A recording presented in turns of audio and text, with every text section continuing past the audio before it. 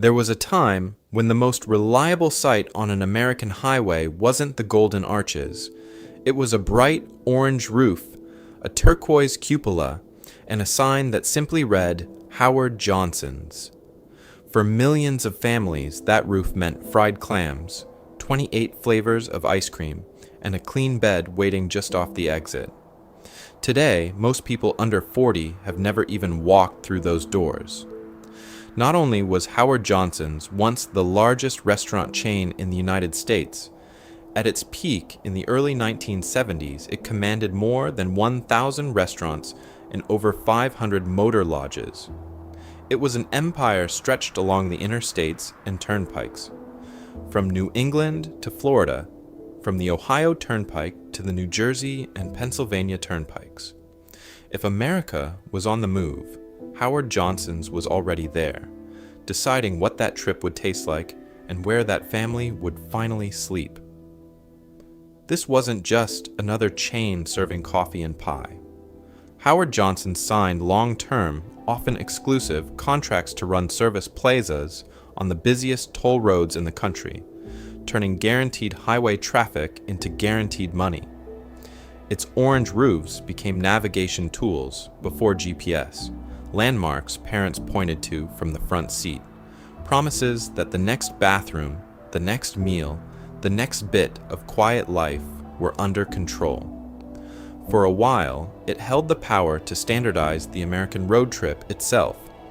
So how does a company with that much leverage, that much recognition, lose to upstarts with no toll road monopolies and no motor lodges?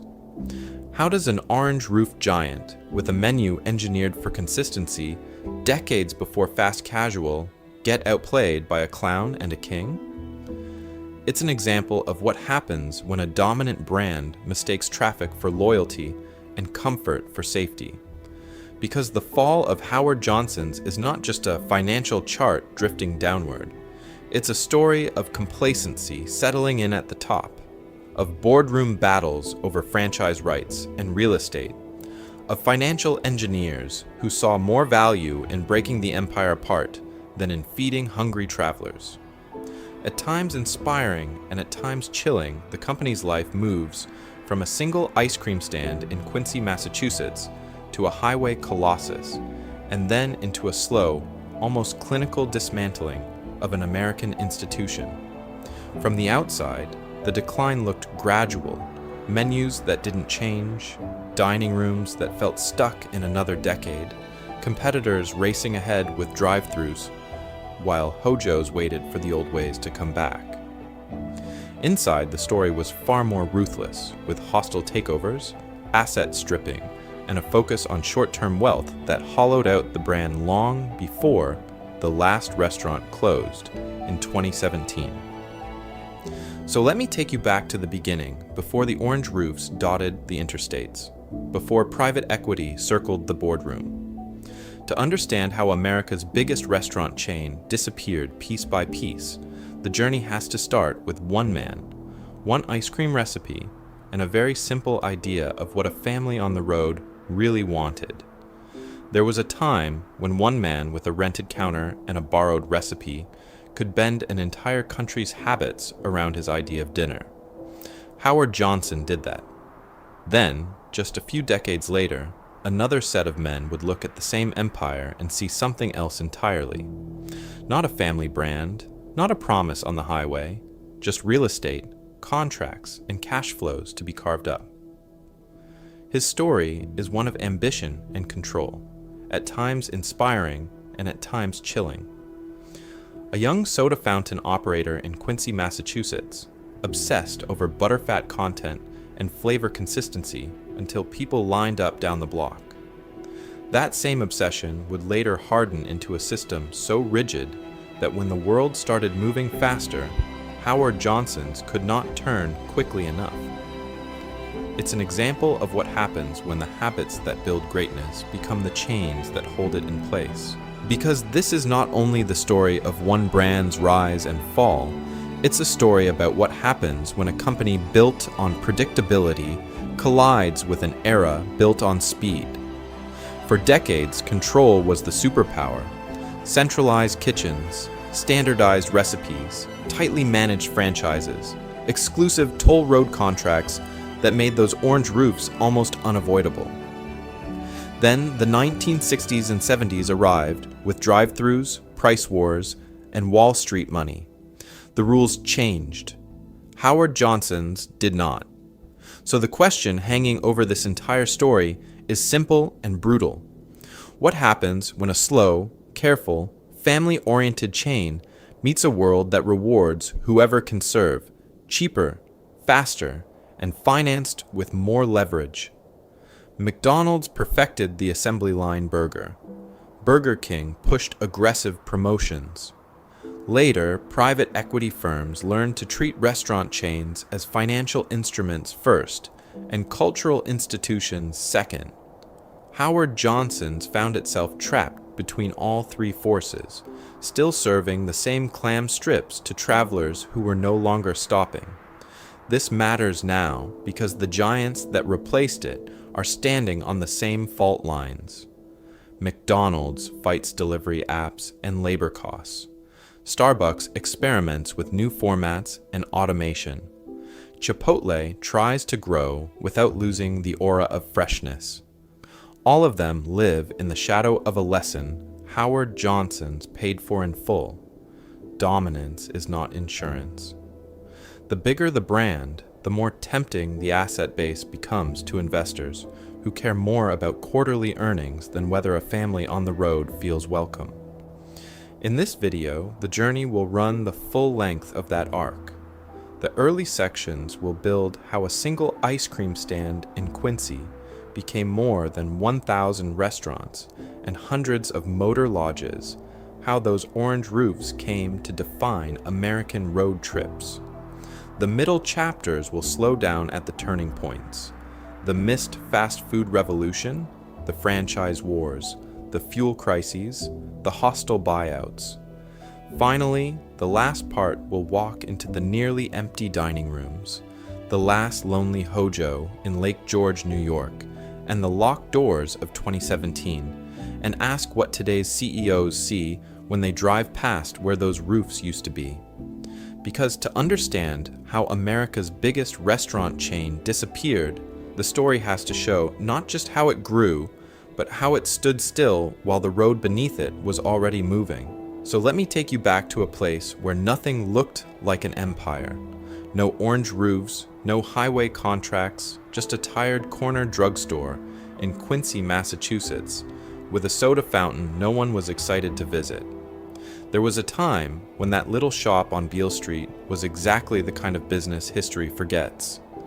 The previous owner was buried in debt, the fixtures were worn, the marble counter was chipped, and the customers were drifting away to newer places. Howard Johnson didn't inherit a gold mine.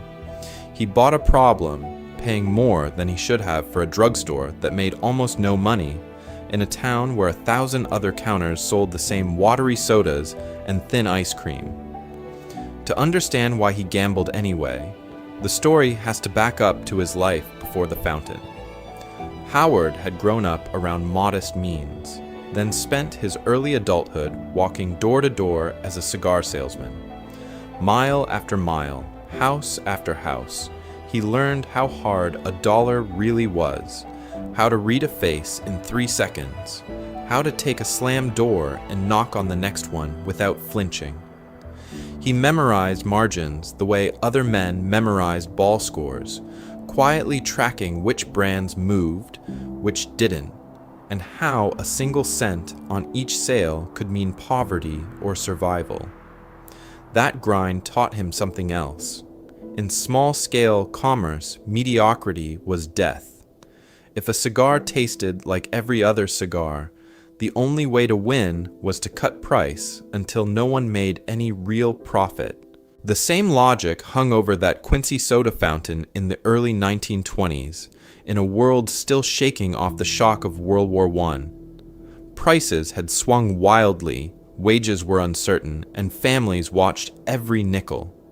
A weak quarter, a bad winter, and this business would have disappeared as quietly as thousands of others. His story is one of seeing leverage where other people saw a counter and a cash register.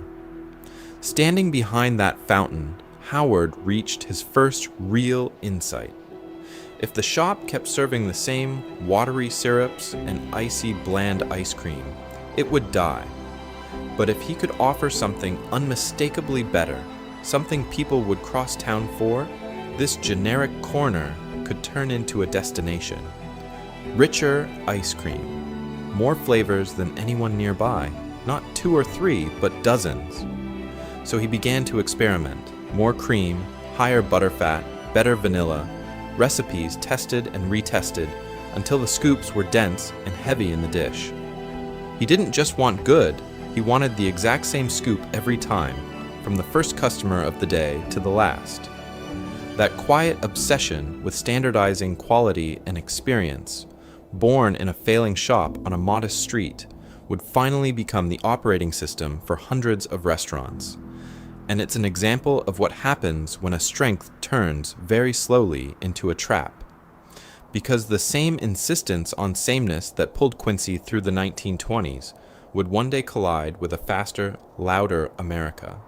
And the next chapter begins when a simple ice cream counter proves it can pull in more people than the drugstore itself. Overnight, the side hustle started out-earning the main business. People weren't coming in to refill prescriptions. They were coming in to refill waffle cones.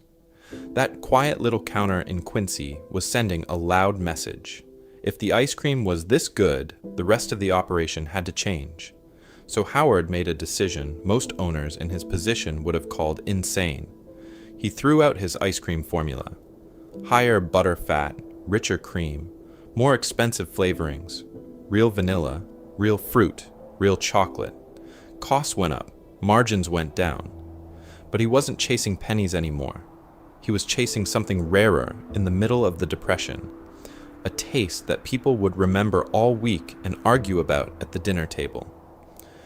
There was a time when an ice cream menu meant a metal tub of vanilla, a chocolate version for the adventurous, and maybe strawberry on Sundays. Howard looked at that tiny spectrum and saw wasted potential.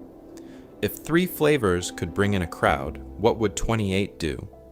So he went to war with boredom. Maple walnut, burgundy cherry, pistachio, coconut, frozen pudding with candied fruit. Each new batch was another small rebellion against the beige America of the 1930s. The result felt almost decadent. 28 flavors lined up in a bright, almost theatrical display. Children pressed against the glass, parents scanning names they'd never seen before, teenagers pretending to be sophisticated, while secretly just trying to pronounce butterscotch. Let me take you back to that counter for a second. No neon, no mascots, no jingles. Just cold air, bright colors, and the quiet power of choice. Word of mouth did the advertising that Howard couldn't afford. Because of that relentless focus on taste and variety, the Quincy shop turned into a minor regional pilgrimage site. Cars from neighboring towns clogged the street on summer weekends. Families timed Sunday drives around stopping at Howard Johnson's, as if it were a landmark, not a pharmacy with an identity crisis. Lines snaked out the door, through the parking lot, and down the sidewalk, a living billboard that something unusual was happening inside. With every scoop, the balance sheet shifted. The debts that had hung over his life like a storm cloud finally began to shrink. Extra cash meant new freezers, better equipment, and then, quietly, a second location. The ice cream wasn't just saving the business, it was creating a small empire of orange roofs and stainless steel counters, one town at a time. And along the way, Howard realized people weren't only buying food, they were buying a ritual, a promise that if the family piled into the car and drove to that familiar sign, the flavors would be there, the portions would be generous, and, for half an hour, the worries about money, work, and the wider world could wait. His story is one of small decisions that kept getting bigger. Reformulate the ice cream, add more flavors, open another shop. But as the crowds grew and the name Howard Johnson started to travel farther than Quincy, a new question crept in, at times inspiring and at times chilling. Would he stay the beloved local hero with weekend lines out the door? Or would he gamble everything on turning this ritual into a nationwide machine? Because from this point on, every next step would be a bet on scale, and the bill for that ambition would come due later. So Howard has a name, a line out the door, and a product people crave. But a local empire built on foot traffic has a ceiling, and outside Quincy, something much bigger is rumbling to life. Let me take you back to the late 1920s, when America falls in love with a new machine, the car. There was a time when Sunday didn't mean streaming and delivery apps. It meant piling the family into a Ford, rattling out of the city and just driving. Paved roads are spreading, gasoline is cheap, and by 1929, there are more than 23 million cars on American roads.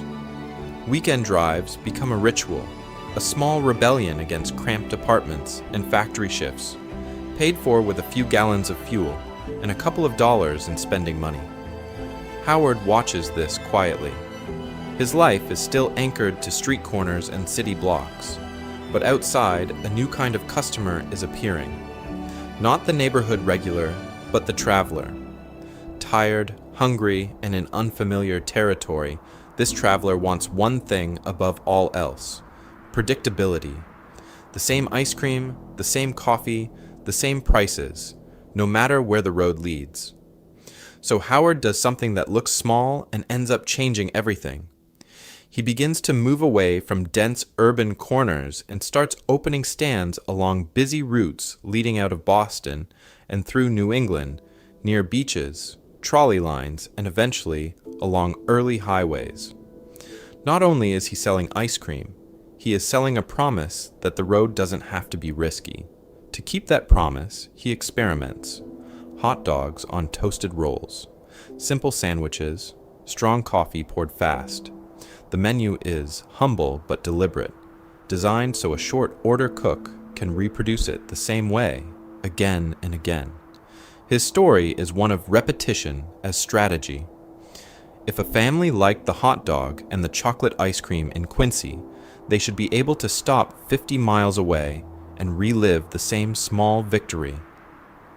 The pattern starts to emerge like a logo sketching itself across the map. Bright, eye-catching signage. The Howard Johnson's name written big enough to spot at a distance. The same flavors, the same hot dogs, the same clean counters, all aimed at families, not just solitary drivers grabbing a quick bite. It is roadside hospitality industrialized, long before that phrase exists, and it works. Sunday drives turn into dependable detours. Parents learn that if the kids see that sign, the argument in the backseat stops. It's an example of what happens when someone reads a cultural shift early and builds a business around the new habit instead of the old one. But just as the rhythm of the road begins to favor Howard, the national rhythm shatters. In 1929, the stock market crashes, banks fail, and the country plunges into the Great Depression. Suddenly, the same car that brought families to his doors might stay parked for months. The question becomes brutal. Can a business built on leisure survive when America is staring down poverty and fear instead of ice cream and Sunday drives? The Depression does what it always does. It wipes out the weak first. In the early 1930s, restaurant dining collapses. Families hoard money, not menus. White tablecloth places close overnight. Neon signs go dark, and whole main streets lose their evening crowds. There was a time when a night out was a symbol of rising American wealth. Suddenly, it looks like a reckless luxury. Yet on certain New England roads, something strange happens. As other counters empty, Howard Johnson's counters fill. Lines form for 5-cent cones in 28 flavors, for hot dogs and baked beans that feel familiar, cheap, and safe. His story is one of selling pleasure in an age of fear, and that contrast is brutal. While rivals fight to survive one more month, Howard quietly opens more doors. Most owners respond to the crash by retreating, cutting hours, shrinking menus. Howard does the opposite. Let me take you back to a key decision. He realizes the demand is there, but his own capital isn't. Banks are failing, investors are hiding, construction money has evaporated, so he invents a different way to grow. Instead of building every restaurant himself, he begins licensing his name, his recipes, and his products to independent operators willing to risk their own savings. This is early American franchising, long before it becomes a business school cliché. An operator pays for the land, the building, the payroll. Howard supplies the brand, the ice cream, the signature fried clams and chicken pot pies. The promise that what you taste in Quincy will match what you taste 100 miles away. Asset light for him, life-changing for local owners who suddenly get a recognizable banner over their door. Because of that structure, the empire grows fast even in a time of poverty. He can open new locations on busy roads, on beaches, near streetcar lines, by partnering with people who know their towns but need a magnet for customers. He keeps control where it matters. Centralized production of ice cream and key dishes, strict recipe standards, inspections that make sure nobody dilutes the brand to save a few pennies on cream or clams. And now the chain starts to look like a chain. The first standardized visual identity appears. Orange roofs that scream from a distance. Simple colonial-style buildings that feel traditional rather than risky. Roadside signs promising food, coffee, and ice cream to exhausted drivers. It's an example of what happens when design, fear, and hunger intersect on the American road. Here's the pattern interrupt. The man later mocked as stodgy, slow, behind the times. In this era, he is one of the most aggressive innovators in American dining, franchising, standardizing, expanding while others fold. At times inspiring and at times chilling, his model turns crisis into leverage. The only question is when that restless experimentation hardens into comfort, and how, on a much bigger stage, that shift will finally destroy him. That comfort needed a symbol, and Howard Johnson chose something you could spot from half a mile away: a bright, almost absurdly cheerful orange roof. There was a time when that roof meant more than decoration or branding. It was a promise, a quiet contract with every anxious family barreling down a two-lane highway, wondering what waited at the next stop. Let me take you back to an era before golden arches, before drive-through headsets and combo meals. The roadside was a gamble. One town might have a decent diner. The next might serve gray meat on warm milk, with sanitation that was optimistic. Travelers were rolling the dice on their health, their money, and their patience every few hours. Howard Johnson looked at that chaos and decided to sell something radical: predictability. Under that orange roof, the menu barely changed whether you were in Maine, Ohio, or Florida. Around 130 items drilled into place like parts on an assembly line. Fried clams, frankfurters split and grilled, macaroni and cheese, chicken pot pie, and of course, the famous 28 flavors of ice cream. Not 27 one week and 31 the next. 28, locked in. Recipes were guarded, portion sizes fixed. Even the color of the clam batter was monitored, so the plate in Kansas matched the plate in Connecticut. To make that work, he didn't trust the open market. He built a miniature empire behind the scenes. Central commissaries churned out clam strips, ice cream, sauces, and baked goods, then shipped them frozen or chilled to every franchise. Operators signed strict agreements: buy from headquarters, follow the manual, except surprise inspections. Violations could cost a franchise its name, its roof, its access to that river of highway traffic. It was control, quality assurance, and quiet power, all wrapped in one. Because of that ruthless consistency, the experience inside felt almost eerie by the standards of the day. The same laminated menus, the same uniforms, the same orange and blue signage, the same script from the waitress asking about dessert. While mom and pop cafes experimented, ran out of ingredients, or closed early when the owner's kid got sick, Hojo's kept marching. To parents who remembered roadside poverty and bad meals, this was wealth in a new form, the wealth of knowing what you were getting. It's an example of what happens when a simple promise is enforced with industrial discipline.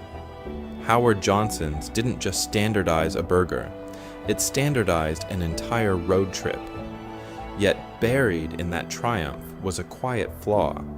The complex 130-item menu, the sit-down service, the heavy commissaries and inspections that made Hojo's unbeatable in the 1940s and 1950s would finally become anchors when a new model appeared, one that stripped the menu down, sped the service up, and made even the orange roof look slow. That new model was waiting just over the horizon, but before it arrived, Howard Johnson's would help build the very map it later died on. There was a time when the orange roof didn't just mark a meal, it marked the future of American travel. Let me take you back to the early 1940s. War rationing hits. Gasoline is limited, tires are scarce, and pleasure driving is branded unpatriotic. Road trips vanish overnight. Howard Johnson's expansion stalls. Menus are cut, sugar and meat are rationed, neon signs go dark earlier to save power. On paper, this looks like disaster. Yet, in the mess halls, shipyards, and army bases of World War II, something else is happening. An entire generation is being trained to accept standardized institutional food as normal. Millions of young Americans eat the same breakfast in Georgia that they eat in California, the same coffee on a troop train that they drink on a Navy pier. Predictability becomes a kind of comfort. The idea that food can be mass-produced, portion-controlled, and served to thousands with military efficiency stops, feeling strange, and starts feeling safe. When the war ends, those soldiers go home with a new expectation. Scale is not the enemy. Chaos is. Then the dam breaks. The late 1940s and 1950s unleash a tidal wave of money, machines, and miles. Car ownership explodes. New suburbs crawl out from every city, and the American family life moves onto four wheels. Summer means piling into a Chevy, kids fighting in the back seat, a road map in the glove compartment, and one question that can derail the whole trip: where do we eat? Because of that anxiety, predictability becomes power. Parents want a place that feels clean, safe, and familiar in every state, a place where the clams taste the same and the ice cream is still 28 flavors of controlled nostalgia.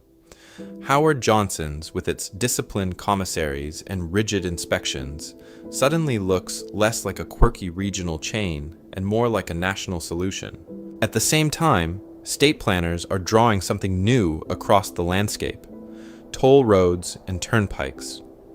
The Pennsylvania Turnpike, the New Jersey Turnpike, the New York State Thruway. Long, limited access highways with no traditional towns along the route. If millions of drivers are going to cross these concrete empires, someone has to feed them. But states don't want a chaotic bidding war at every plaza. They want a single, reliable operator that can handle volume, maintain standards, and not embarrass the governor. Howard Johnson's is ready. Proven roadside model, spotless reputation, a menu America already trusts. One by one, it secures long-term, often exclusive contracts to run entire service plazas. Not just a restaurant, but the restaurant between exits 3 and 18.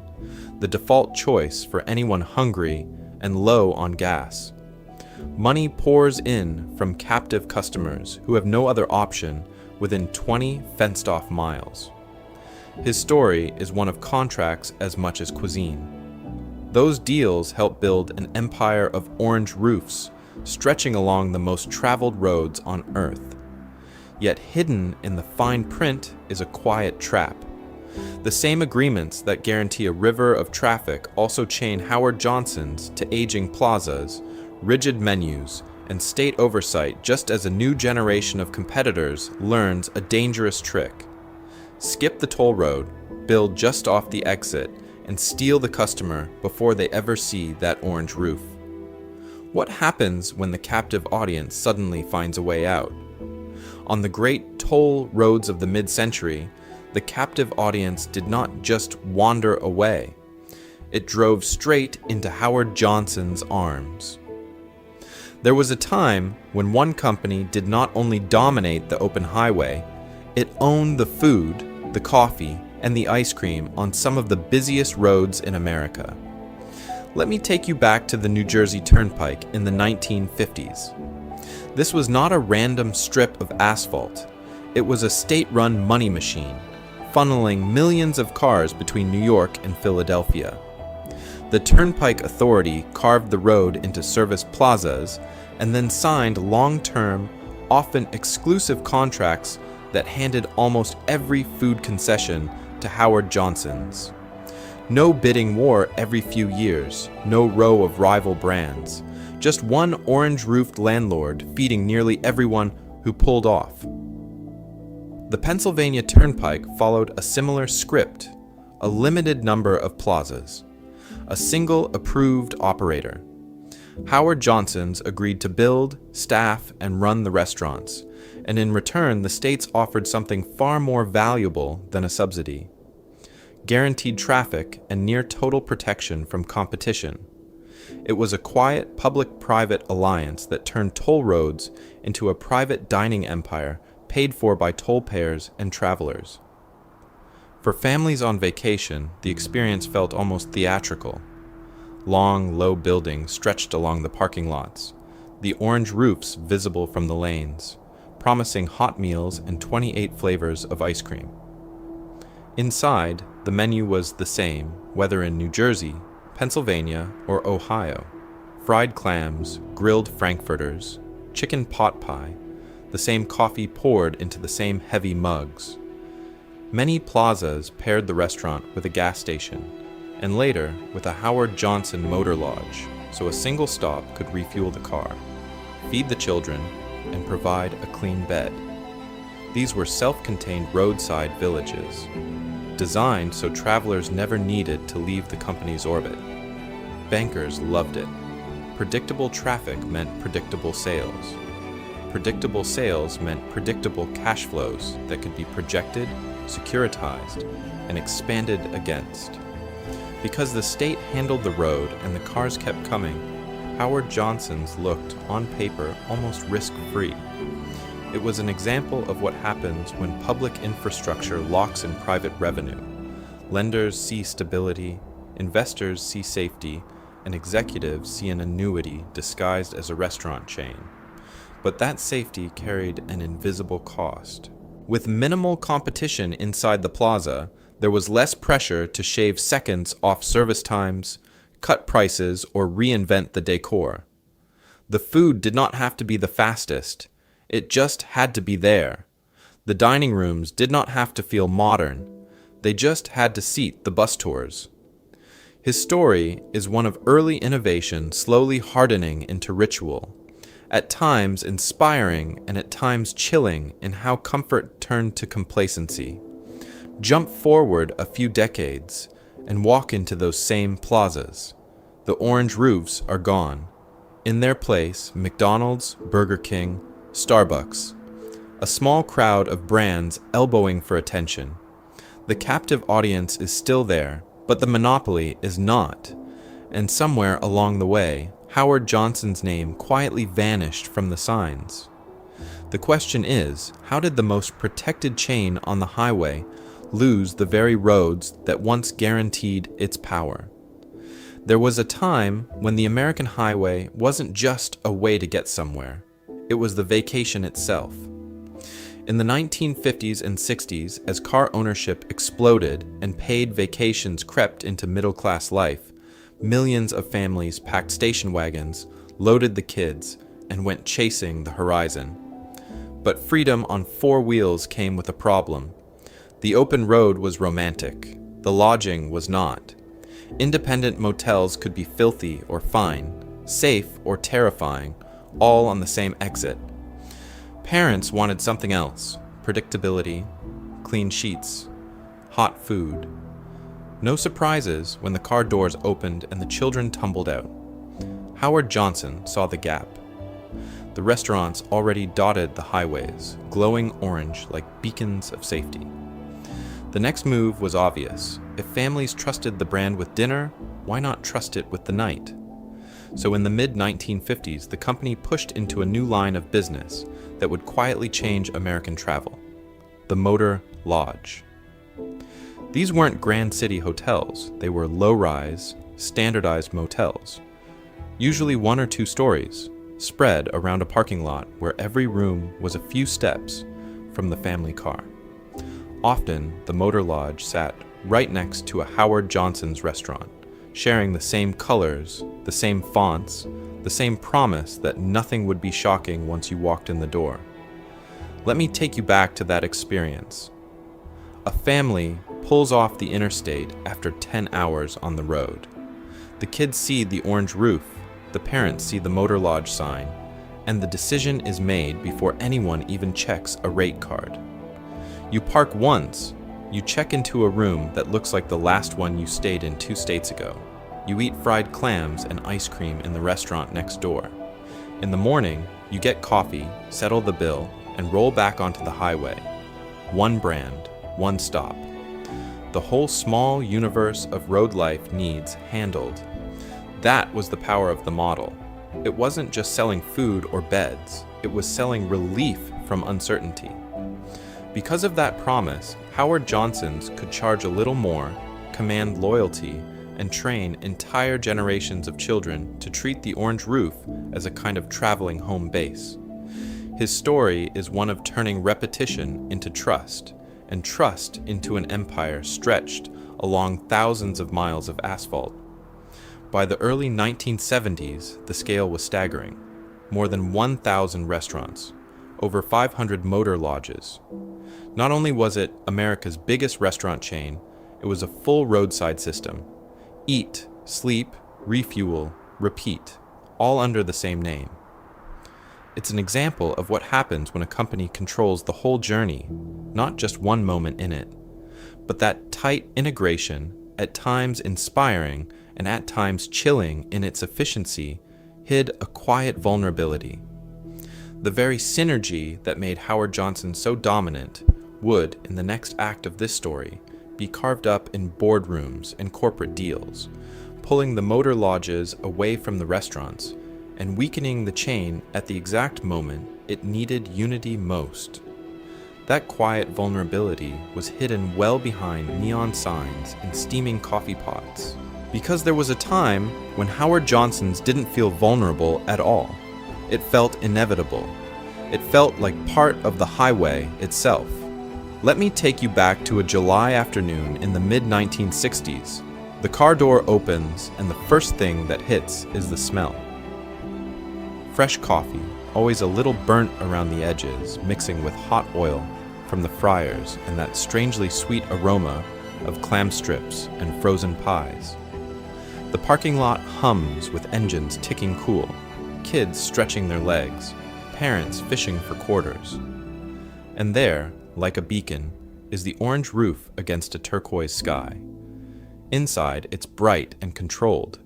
Orange and turquoise booths, the same in Ohio as in Florida, the same in New Jersey as in Kansas. Chrome napkin dispensers, laminated menus, and glass cases showing off 28 flavors of ice cream. Waitresses in crisp, pressed uniforms move with practiced efficiency, calling regulars by name, refilling coffee without asking, sliding plates of fried clams and hot dogs across the counter like they've done it 1,000 times. Because they have. For countless families, this wasn't just a stop, it was the plan. Parents unfolded Howard Johnson's branded roadmaps on the kitchen table weeks before a trip, tracing routes from orange roof to orange roof, circling motor lodges where the kids could swim and the food would be familiar. In an era when roadside diners could range from charming to terrifying, Hojo's promised safety, sameness, and a predictable bill at the end. It turned the chaos of the open road into a manageable, almost comforting routine. By the early 1970s, that routine had become an empire. More than 1,000 restaurants, over 500 motor lodges, service plazas on the New Jersey Turnpike, the Pennsylvania Turnpike, the Ohio Turnpike. Not only was it the largest restaurant chain in America, it was so omnipresent that Howard Johnson's became shorthand for roadside dining itself.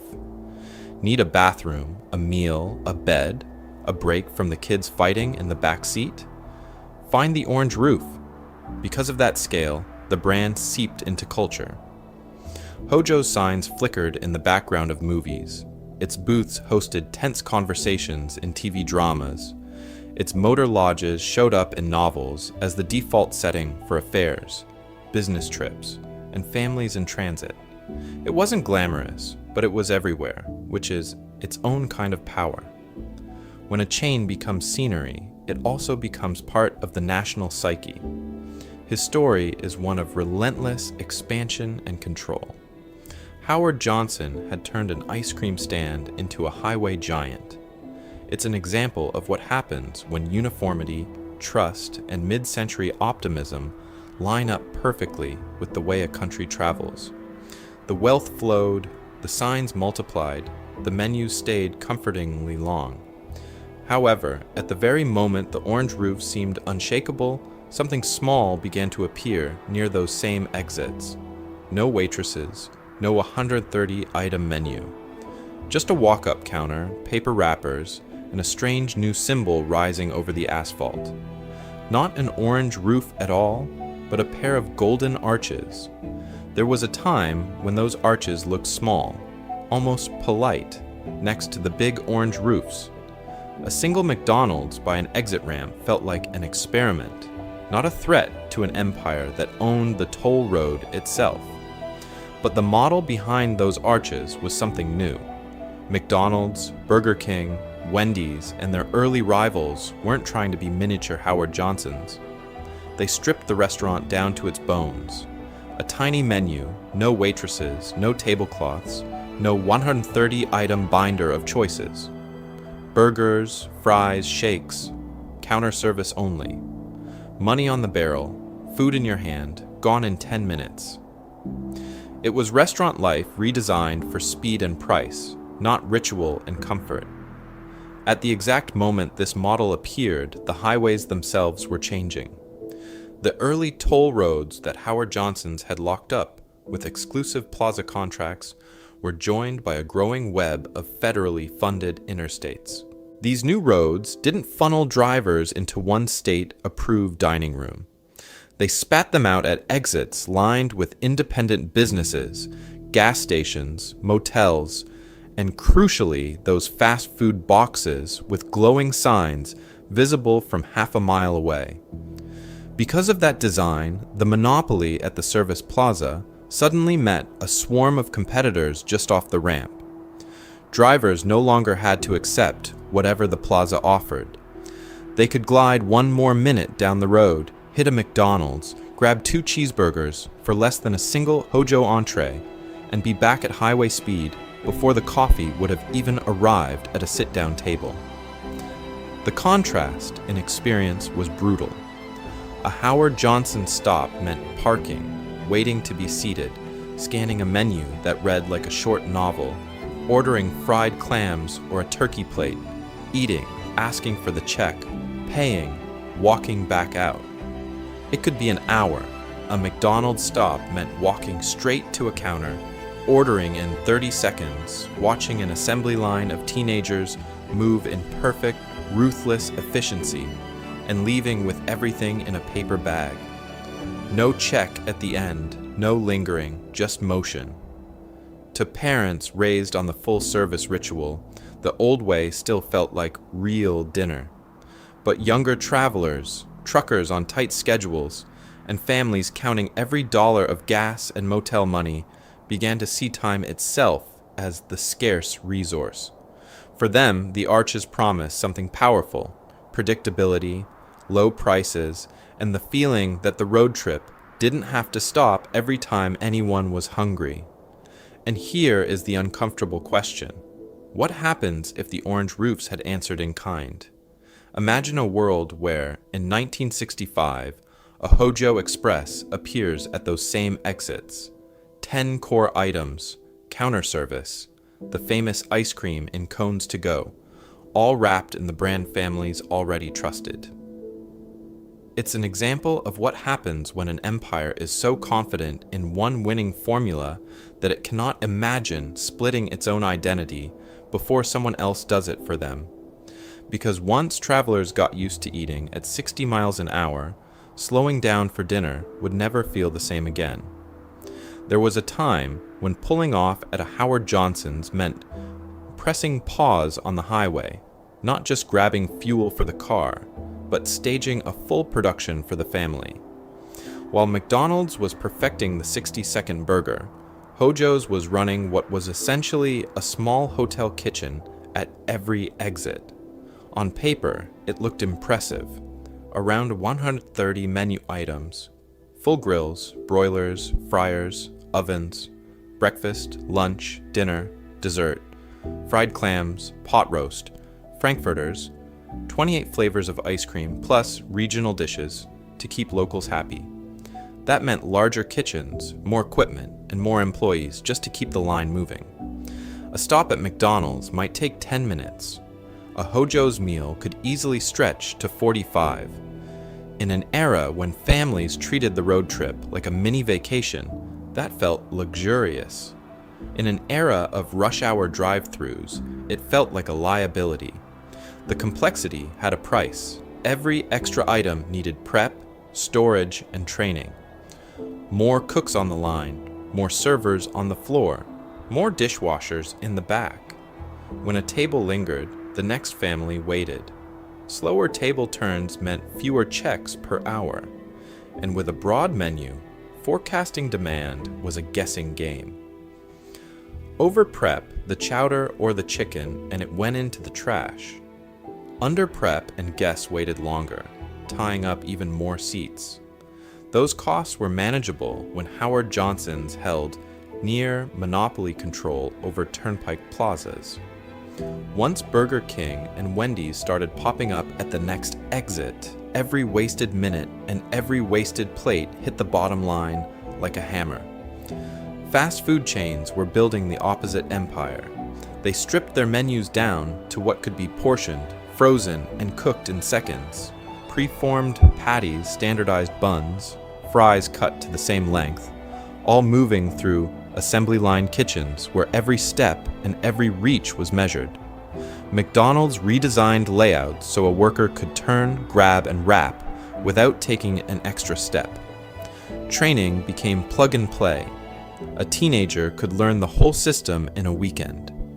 It's an example of what happens when a business treats time as its most valuable ingredient. Howard Johnson's tried to retrofit this philosophy into buildings designed for slow meals and lingering coffee. Narrow kitchens, odd corners, aging equipment, and waitstaff-centric service made fast a relative term. Franchisees and local managers started pushing back. They wanted shorter menus, quicker ticket times, counter service in more locations. Some quietly trimmed offerings on their own, cutting low-volume dishes to survive. But corporate leadership, raised on the glory days of full-service dining and proud of the brand's breadth, clung to the identity that had built their wealth. His story is one of loyalty to a winning formula that, at times inspiring and at times chilling, turned into a trap. Let me take you back to the early 1970s when that trap finally snapped shut. Just as Hojo's was carrying the heaviest cost structure on the highway, the oil crises hit, inflation surged, and American travel patterns began to fracture. Families drove less, spent less, and demanded speed over ceremony. And Howard Johnson's, with the wrong kitchens and the wrong model, was about to meet the worst possible decade in the worst possible way. The trap snapped shut in 1973, not in a boardroom, but at the gas pump. Overnight, the world's largest oil producers turned off the tap, crude prices quadrupled, and America's highways, once the bloodstream of Howard Johnson's empire, clogged with something new: fear. There was a time when a family could pile into the station wagon, fill the tank for pocket change, and treat Hojo's as a routine indulgence. After the oil shock, every mile and every meal had to be justified. Let me take you back to those winter mornings of the first oil crisis. Long, silent lines of cars snaked around gas stations, drivers waiting hours for rationed fuel, odd-even license plate rules deciding who could buy gasoline on which day. Families postponed vacations, canceled cross-country trips, or shaved a day off the journey just to save money. A drive that once meant 3 relaxed sit-down meals might now mean 1 hurried stop and a cooler full of sandwiches. When the road itself becomes expensive, the roadside dining room turns from ritual into luxury. At the same time, inflation was chewing through middle-class paychecks. Groceries, mortgages, and car payments all climbed, while wages lagged behind. McDonald's, Burger King, and the rising fast food armies responded by selling speed, predictability, and a very clear bargain. Feed the whole family for the price of 1 Hojo's entree. Because money was tighter and time was shorter, the Golden Arches felt less like a downgrade and more like common sense. Howard Johnson's was trapped on the wrong side of that equation.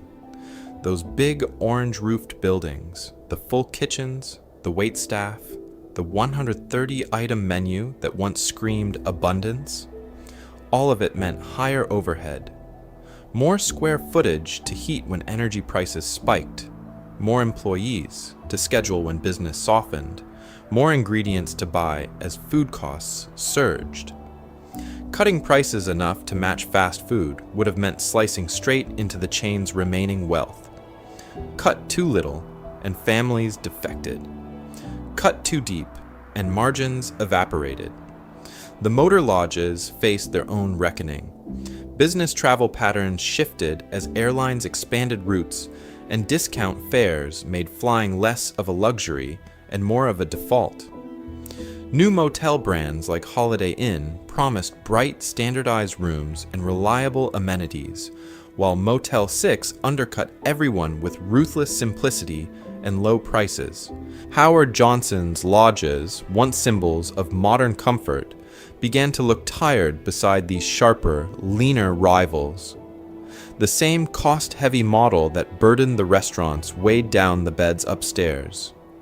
Now it is tempting to say this was all bad management, that some brilliant CEO could have reversed the tide with a few clever moves. But look closely at the economics of the road in the 1970s, and a different picture appears. Even a well-run Howard Johnson's, with perfect execution and no internal feuds, would have been fighting gravity, expensive buildings in a world chasing cheap, leisurely meals in an age demanding speed. It's an example of what happens when the ground shifts under a business faster than its foundations can move. The real autopsy of this empire needs more than a villain. It needs a map of all the pressures closing in at once, and those pressures were about to get even worse. And inside the orange-roofed empire, another kind of pressure was building. Not from gas lines or McDonald's, but from a quieter earthquake. The moment the founder stepped back and the second generation took the wheel. There was a time when the name Howard Johnson meant one man. Howard D. Johnson, the drugstore owner turned ice cream king, who drove from unit to unit, tasted the food, quizzed managers, and personally courted turnpike officials. Franchisees talked about him the way old railroad men talked about their first superintendent, demanding, present, predictable. His story is one of relentless tinkering and long drives, of a family business held together by a single personality who knew the menu, the margins, and the night shift. Then came Howard B. Johnson, the son with the same name, but a very different reputation. Where the father had grown up watching every dollar and scraping through near poverty, the son inherited wealth, a national brand, and a corporate headquarters. To many franchisees, the elder Johnson was a partner. The younger felt like a distant landlord. Meetings shifted from conversations about recipes and service to charts, fees, and system-wide ROI. Let me take you back to the 1960s. Fast food was exploding, drive-thrus were appearing, and families were learning to expect speed over ceremony. Inside Howard Johnson's, the founder's entrepreneurial instincts, try a new ice cream flavor, test a new roadside site, walk the parking lot at midnight, gave way to a more formal, financially driven style. Decisions moved into conference rooms. Layers of executives appeared. The company felt more like a cautious insurance firm managing risk than a hungry restaurant chain chasing opportunity. Because of that shift, every disagreement with franchisees started to feel like a spreadsheet problem instead of a shared mission. Corporate pushed higher fees, tighter controls, and mandatory upgrades. Franchise owners, already paying for rising wages and utilities, were told to invest in new signs, new linens, new kitchen equipment. Many argued that the pace of modernization was too slow to win new customers and too expensive to survive old contracts. It was the worst of both worlds. Not cheap enough to compete with fast food, not fresh enough to impress the new middle-class traveler. Opportunities passed by in slow motion. Drive-through windows, tested here and there, never rolled out with conviction. Menu simplification, talked about endlessly, but the chain clung to 100-plus items while rivals ruthlessly cut down to burgers, fries, and shakes. Decor updates, panels were repainted, carpets replaced, a few lamps swapped out, but the bones stayed the same. Guests walked into locations that felt trapped in 1958, while the rest of America was watching the moon landing and then Watergate on color TVs. It's an example of what happens when a founder's instincts are replaced by committees right as the market starts moving at double speed. As the 1970s opened, the orange roof still covered valuable real estate, rich tollway contracts, and a fading dream of family hospitality. But outside the boardroom, other players were watching. Conglomerates, hotel chains, and financial engineers saw something very different from nostalgic road trips. They saw land, liquor licenses, and cash flow. And soon they would come knocking, not to save Howard Johnson's, but to carve it up. Those buyers weren't just acquiring real estate. They were inheriting an empire held together by thousands of contracts and thousands of human beings who wore the orange roof on their paychecks but owned the risk themselves. There was a time when that structure looked genius. Howard Johnson's grew by franchising. Independent owners who put up their own money, paid royalties and advertising fees, and in return got the name, the recipes, the supply chain, and a promise that every clam strip and scoop of ice cream would taste the same from Maine to Florida. Corporate dictated the menu, the uniforms, even the shade of blue on the waitress aprons. Franchisees handled the day-to-day life of the restaurant, while headquarters sat above it all, counting the checks. For a while, everyone won, then traffic slowed. The highways filled with McDonald's, Burger King, and drive-through competitors that could serve a family in minutes instead of an hour. Sales softened, labor costs rose, and many Hojo locations went from printing money to fighting for survival. And that's when the relationship between the mother ship and the people on the ground started to sour. Corporate still demanded full royalties, full advertising contributions, and crucially, full compliance. Franchisees were ordered to fund expensive renovations, fresh coats of orange paint, new signage, and interior refits to match a brand image that was already slipping behind the times. Because of that insistence on aging standards while profits fell, resentment hardened. Owners complained that they were being asked to polish a museum piece, while customers defected to the golden arches across the street. On the front lines, many tried to adapt. Some pushed to add drive-thrus so commuters could grab coffee and a donut without leaving the car. Others wanted to trim the sprawling menu down to faster, higher-margin items or partner with gas brands to create one-stop travel plazas. Headquarters moved slowly or simply said no. Changes meant reprinting manuals, reworking supply chains, admitting that the old formula didn't work. Easier to send another memo about brand consistency. But even that consistency fractured. Enforcement turned uneven. Certain franchisees, often in prime tollway plazas, got corporate attention, capital, and approvals. Their locations stayed relatively fresh, with modern signage and cleaner dining rooms.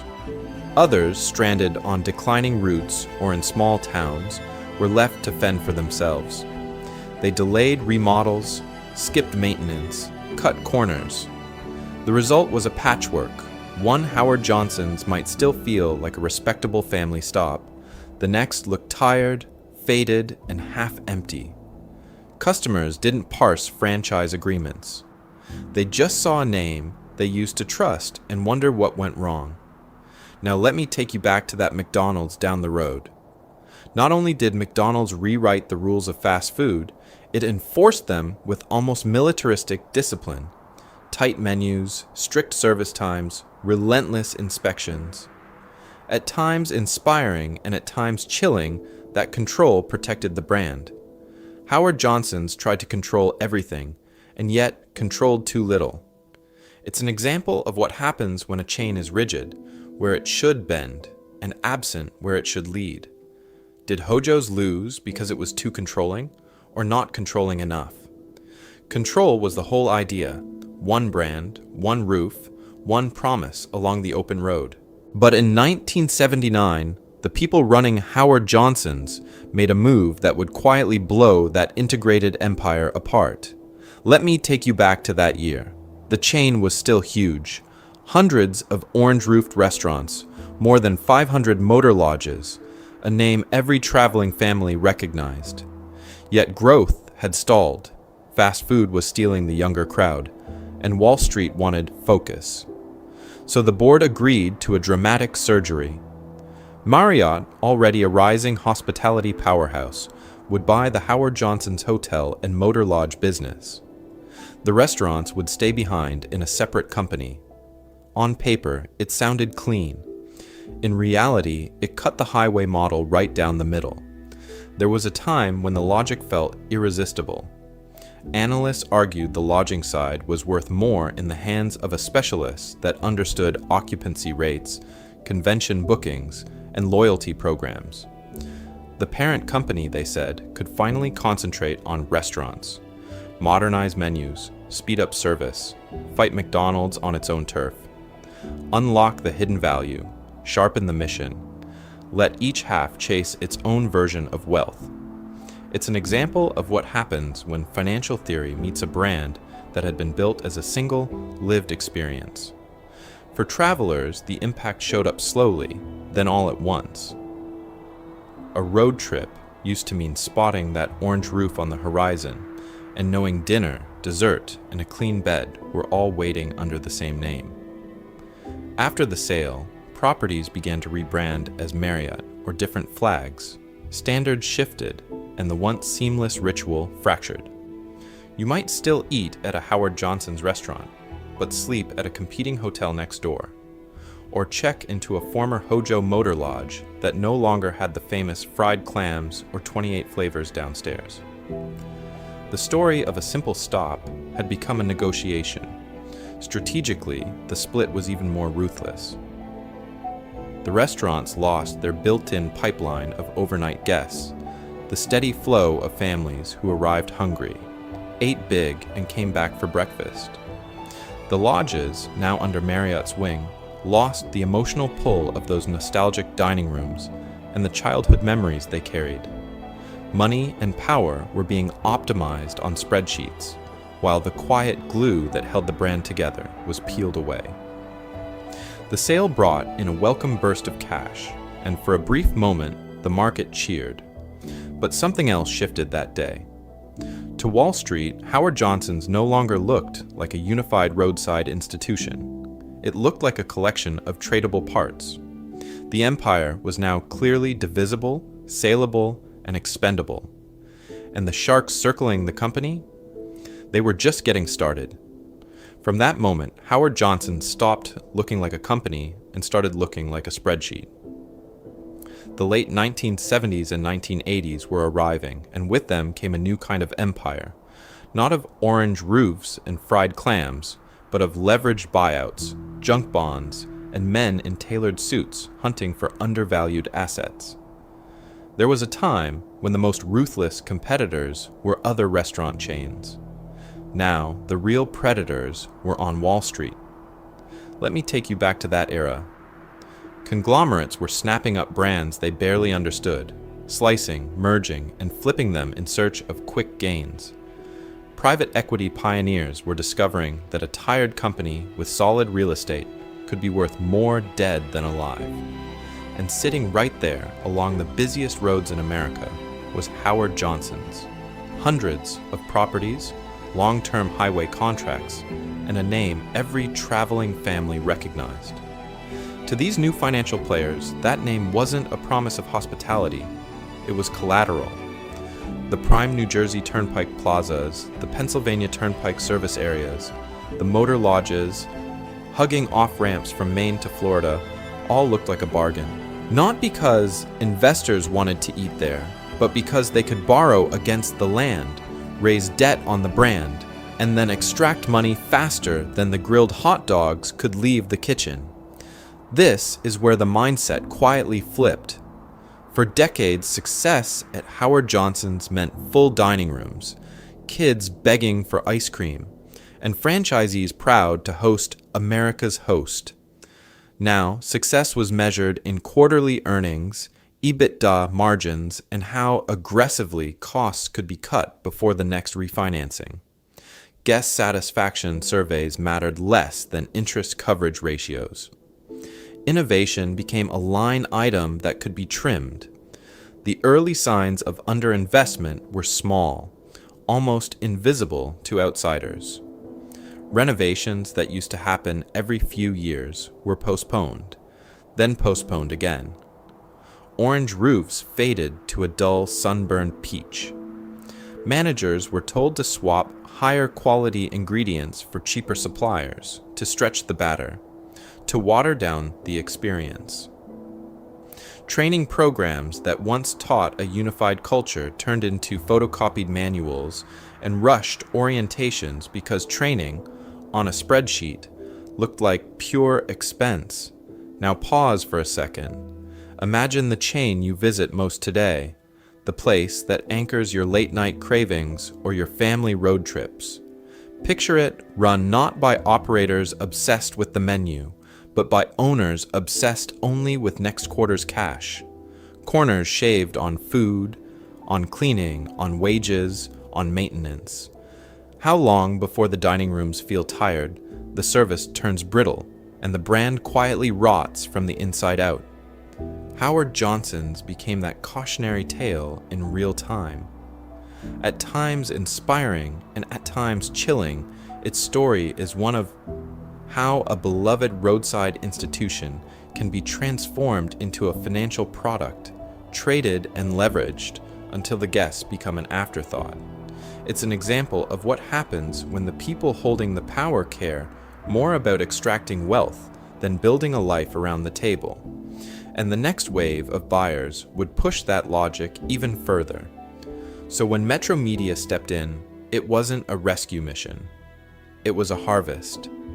This was a conglomerate that owned TV stations, radio, movie theaters, and later chains, like Bennigan's and Steak and Ale, a company fluent in turning brands into financial instruments and squeezing value out of them. There was a time when Howard Johnson's had been the crown jewel of a highway empire. By the 1980s, to Metro Media, it was one more asset column on a sprawling balance sheet. Let me take you back to that moment. The orange roof still meant family vacations to millions of Americans, but performance numbers told a colder story. Traffic was down, maintenance was deferred, competitors were faster and cheaper. Metro Media's answer was not to rebuild the experience, it was to rationalize it. Close the weak units, sell the land, keep the trademarks, and extract whatever money could still be pulled from the bones of the brand. Because of that strategy, the chain entered a new phase, pruning by spreadsheet. Underperforming restaurants on once busy highways were shuttered. The land flipped for office parks, gas stations, discount hotels. High visibility corners in city centers, where families had once lined up for fried clams and 28 flavors of ice cream, were suddenly boarded up, their neon signs dark, their parking lots cracked and empty. Drivers who had grown up under the orange roof would pull off an exit by force of habit and find only a shell. The visual shock was everywhere. Long stretches of the New Jersey and Pennsylvania turnpikes that had once been a parade of identical dining rooms now showed a patchwork of replacement brands, or worse, nothing at all. Whole regions lost their default road trip stop almost overnight. It's an example of what happens when a chain that helped define a way of life is treated as a liquidation puzzle, solved not with guests in mind, but with calculators and legal pads. Metro Media did try to be clever. Some locations were repositioned as generic family restaurants. Some menus were trimmed, others were modernized, with microwaved items and cost-cut engineered recipes. Logos were tweaked, interiors painted over. A few roofs even lost their trademark orange. But these half-steps created a strange limbo. Loyal guests walked in expecting one story and got another. Was this the old Hojo, the new Hojo, or something else entirely? The result was confusion where there had once been comfort. The brand's promise of predictable quality on the road had been its superpower. Now, predictability was gone. His story is one of relentless expansion. Howard Johnson had built an empire by making travelers feel safe. Metro Media was dismantling it by making them hesitate. And as those empty roofs multiplied, something deeper began to happen. A whole new generation was growing up without the ritual of piling into the car, scanning the horizon, and cheering at the sight of that orange triangle. The real asset, the brand lodged in memory, was quietly eroding, even as Metro Media thought it was unlocking value. That erosion was the rot spreading inside the tree they were so carefully pruning, and the next phase would show just how hollow the trunk had become. That hollow trunk finally showed on the surface when a new generation hit the road and barely knew the name. There was a time when road food meant sliding into a Howard Johnson's booth, but by the late 1980s and 1990s, younger travelers had a different mental map. The golden arches, the Wendy's girl, the glowing gas station canopy, that was the new roadside empire. Fast food bags in the back seat, convenience store coffee in the cup holder. Not orange roofs and linen napkins. Because of that shift, the few remaining hojos felt less like a reliable ritual and more like a time capsule someone forgot to close. Carpets were worn thin where millions of feet had shuffled to the salad bar. The once cheerful turquoise and pumpkin color scheme had faded into a tired pastel haze. Dining rooms that had seen the wealth of the post-war boom still carried ashtrays, brass railings, and ceiling tiles stained by decades of cigarette smoke. Menus read like relics from a different life. Liver and onions, veal parm, and the same fried clams that had thrilled grandparents on the turnpike.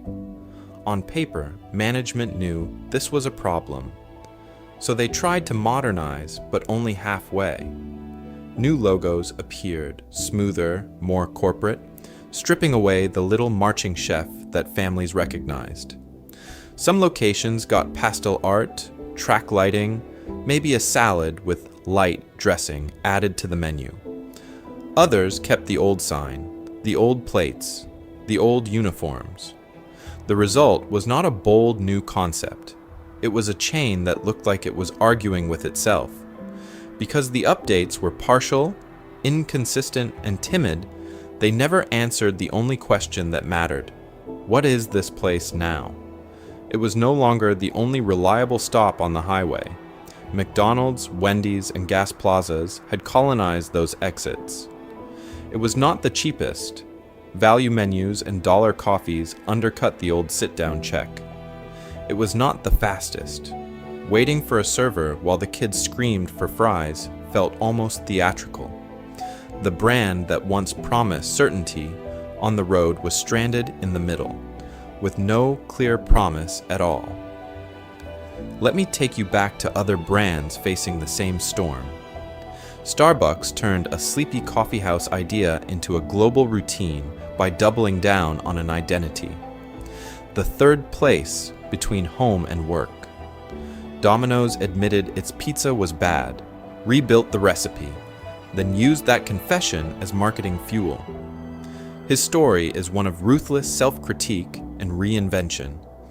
Howard Johnson's story is one of hesitation. Here's the pattern interrupt. Nothing in the laws of business said hojos had to die. The highways were still there. Families still traveled. Money still flowed. But the chain never made the hard, public, slightly humiliating pivot those survivors embraced. It clung to fragments of the past, trimmed around the edges, and waited for the old loyalty to return. It didn't. And the next phase would show what happens when a brand with no clear identity meets an owner with a very clear plan for its real estate. So let me take you back to a different kind of highway exit. Same roaring traffic, same green signs, same tired kids in the back seat, but a new choice staring through the windshield. On one side, the familiar orange roof, promising fried clams and 28 flavors. On the other, a low, bright box with a drive-through, and a clown or a king smiling from a pole. There was a time when that choice felt almost disloyal. In the early 1980s, a family from New Jersey pulls off the turnpike. The parents remember linen-topped tables, waitresses who knew their names, and Sunday drives when this chain felt like wealth compared to the poverty of roadside diners. But now they've been in the car for 6 hours. The kids are wired. The clock is not their friend. 10 minutes in line for a burger suddenly feels like mercy. Another decade, another exit. Early 1990s, a minivan from Ohio rolls into a rest plaza. Mom points at the orange roof and tells a quick story about sharing a banana split with her own parents when travel felt slower, almost ceremonial. Then she looks at the nearly empty parking lot, the faded sign, the dining room visible through the glass with more chairs than people.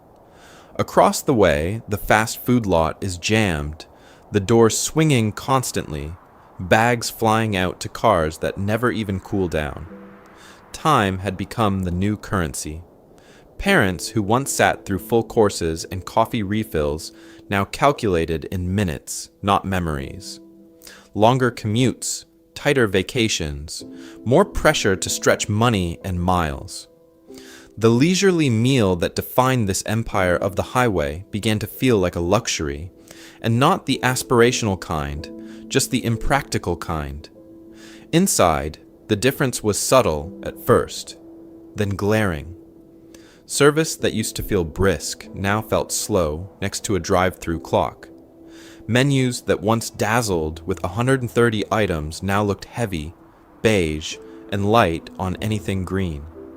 The famous ice cream still arrived, but under fluorescent lights in rooms where conversations echoed because half the booths were empty. For customers, the decline didn't arrive as a scandal. It arrived as a quiet, repeated disappointment. Families still stopped in, once in a while, chasing a childhood taste, a birthday sundae, a last day of school road trip. But nostalgia is a weak business model. Occasional sentimental visits could not keep hundreds of full-service restaurants profitable while competitors were serving more people, more cheaply, with fewer employees and far less square footage. His story is one of how loyalty can linger in the heart long after it has vanished from the cash register. And while those customers drifted, something else was happening far from the booths and the kids' menus. In conference rooms, in franchise contracts, in quiet filings at the courthouse, another battle over this fading brand's money and power was beginning. It's an example of what happens when a restaurant chain turns into a real estate portfolio. What came next would decide whether the orange roof would be reborn, carved up, or finally erased. Those conference rooms and courthouse filings hid something more constricting than any closing notice on a door.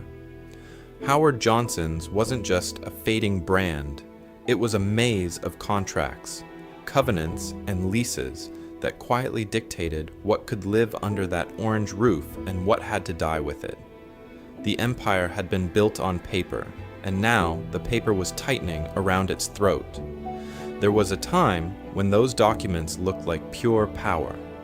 Long-term franchise agreements promised decades of fees. Toll road contracts on places like the New Jersey Turnpike locked in traffic. Property leases stretched 20, 30, even 40 years into the future. That legal web made sense when the chain was America's default roadside dining room. But when tastes changed and the menu looked tired, those same agreements turned into handcuffs. Franchisees couldn't just wake up one morning and decide, let's turn this into a sleek, fast casual concept with half the menu and double the drive-through speed. The contracts had clauses about approved menus, standardized decor, required suppliers, even signage dimensions. Any radical change meant complex renegotiations with corporate, with landlords, with state authorities on the turnpikes. One wrong move, and a franchisee could be in breach, staring down lawsuits instead of lunch rushes. Corporate leadership faced its own trap. To reboot the chain, they needed uniform change, new branding, new floor plans, new kitchen layouts. But every location sat inside a different bundle of obligations. Some were franchises, some were company-owned, some were controlled by investors who mainly cared about rent checks.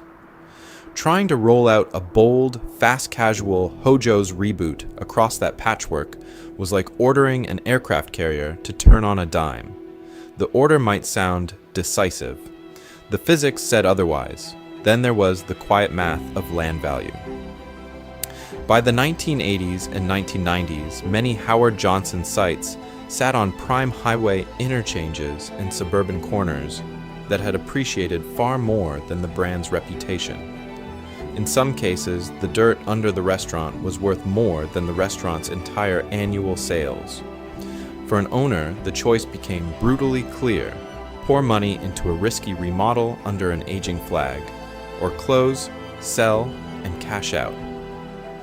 Money doesn't care about nostalgia. It just moves to the highest return. Here's the pattern interrupt. this isn't just a Howard Johnson story.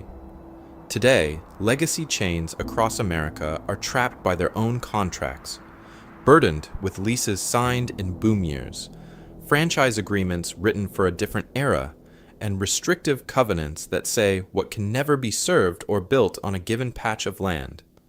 From the outside, reinvention looks simple. Change the logo, update the menu, post a triumphant press release. Inside, it's an example of what happens when decades of legal promises collide with the need to change fast. The next act of this story would show what happens when someone finally decides to cut those contracts apart and sell the pieces. So when the contracts were finally cut apart, something darker moved in. Not a visionary founder, not a family trying to save a legacy. Asset strippers. Asset stripping is a cold kind of business alchemy. You don't buy a company to fix its life or rebuild its empire. You buy it because the pieces, the real estate, the trademarks, the equipment, even the frozen food recipes, are worth more sold separately than the whole thing is alive. There was a time when that idea would have sounded insane applied to America's biggest restaurant chain. Now, it was the only logic that made sense on Wall Street. Let me take you back to those orange roofs along the New Jersey Turnpike, the Massachusetts Turnpike, the Pennsylvania Turnpike. For decades, they were the only game in town. Prime highway exits, captive traffic, millions of families pouring in every summer. Underneath those dining rooms sat land that had quietly become extremely valuable. Fast food wanted in. Developers wanted in. Malls, office parks, limited service hotels, even gas brands looked at those parcels and saw money that the old menu could never pull from a plate of fried clams. So each new owner ran the same play with slightly more ruthless precision. Close a weak unit, sell the land, sign a ground lease to a newer brand. Shut down a motor lodge, flip it to another flag, or tear it down for something sleeker. The orange roof came down, but the cash came in. On a spreadsheet, the chain looked leaner, more focused. On the ground, the network that had once blanketed the highways was being sawed apart exit by exit, and that network effect had been the secret weapon. When thousands of signs once told travelers the same story, same logo, same ice cream, same predictable room, brand visibility created momentum. A family driving from Maine to Florida might stop 3 times and never leave the Howard Johnson's ecosystem.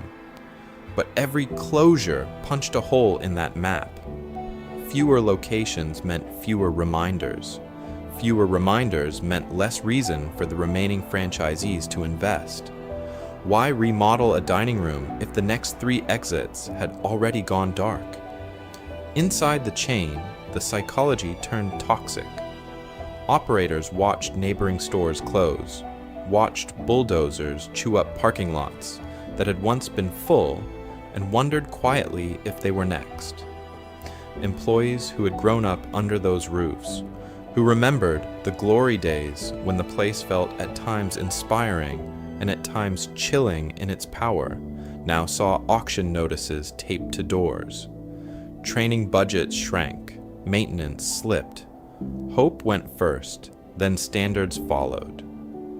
It's an example of what happens when the people in charge no longer believe the business has a future, only a salvage value. Yet even as the empire was dismantled, a few stubborn outposts refused to cash out.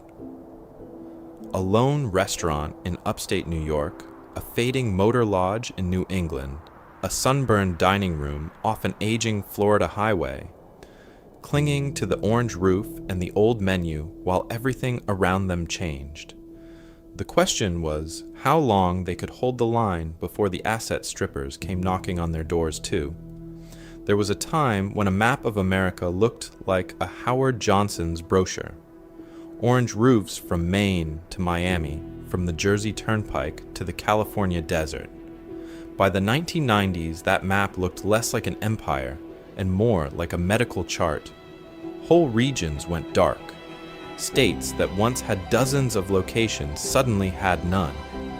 Through the late 80s and 90s, as new owners chased money in real estate and franchises quietly flipped signs to other brands, the restaurant count slipped from hundreds to dozens to a scattered few. A lone exit here, a stubborn franchise there.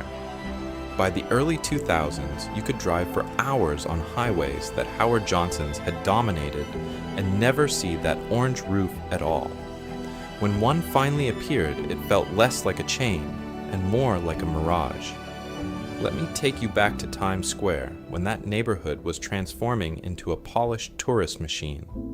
Amid the neon, the new Disney theaters, and the global brands, one odd survivor hung on: the Times Square Howard Johnson's.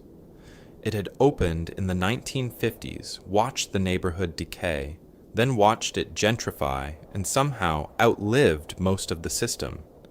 By the end, it was less a restaurant and more a living time capsule, a place where you could get fried clams and a hot dog under aging light fixtures, while digital billboards screamed outside. Inside, the crowd told the whole story. Regulars from the neighborhood who had been coming for decades. Office workers who liked that the menu hadn't changed even when their rent had tripled. Out-of-town families who had heard grandparents talk about hojos on the turnpike and wanted to see what the fuss was about. Curious tourists wandered in, half as a joke, and ended up lingering over pie in a dining room that looked like 1978 had refused to leave. Many of the final locations followed that pattern. A fading unit in upstate New York off the Thruway, a stubborn New England outpost with a cracked sign and a loyal breakfast crowd, a Florida site where the sun had bleached the paint but not the memories. The buildings were tired, the carpets worn, the menus sun-faded, yet people kept showing up. Not because the facilities were modern, but because they weren't. Behind the counter, the emotional math was even more intense. Owners and staff were not acting like operators of a failing franchise. They behaved like caretakers of a relic that still breathed. Managers could recite the chain's history the way others recite family stories. Waitresses had worked there for 30 years and watched children grow up, move away, and return with their own kids for one last round of clam strips. And here's the pattern interrupt. These weren't quaint museum pieces. They were living case studies in what happens when a national brand loses its scale overnight and wakes up as a local oddity. Because when the corporate empire retreats and the marketing money vanishes, what is left is brutally simple: an aging building, a few loyal regulars, and a name that means everything on the sign and almost nothing on Wall Street. The Times Square. Howard Johnson's finally closed in 2005, and its neon went dark, but the lesson it left behind would echo in the very chains that replaced it. There was a time when that aging building with the orange roof was not an oddity at all. It was the rule. And nowhere did that feel more eerie than in Lake George, New York, where one lonely Howard Johnson's refused to admit the empire was gone. Let me take you back to that last outpost. Perched on a busy stretch of Route 9, just off the Adirondack Northway, the Lake George. Howard Johnson's became famous not because it was new, but because it refused to change. Its owner, a stubborn, true believer in the brand's glory days, kept the sign lit, the doors open, and the grills hot long after corporate, money, marketing, and power had evaporated. Inside, time did something strange. Orange booths lined the walls, their vinyl faded but still defiantly bright, like a postcard that had sat in the sun too long. Vintage Howard Johnson signage promised fried clams and 28 flavors of ice cream, even if the freezer did not always live up to the legend. The menu felt frozen in the mid-century. Grilled frankfurters split and fried. Hot turkey sandwiches drowning in gravy. Coffee poured from heavy brown carafes, that could have served someone's grandparents on the same road 50 years earlier.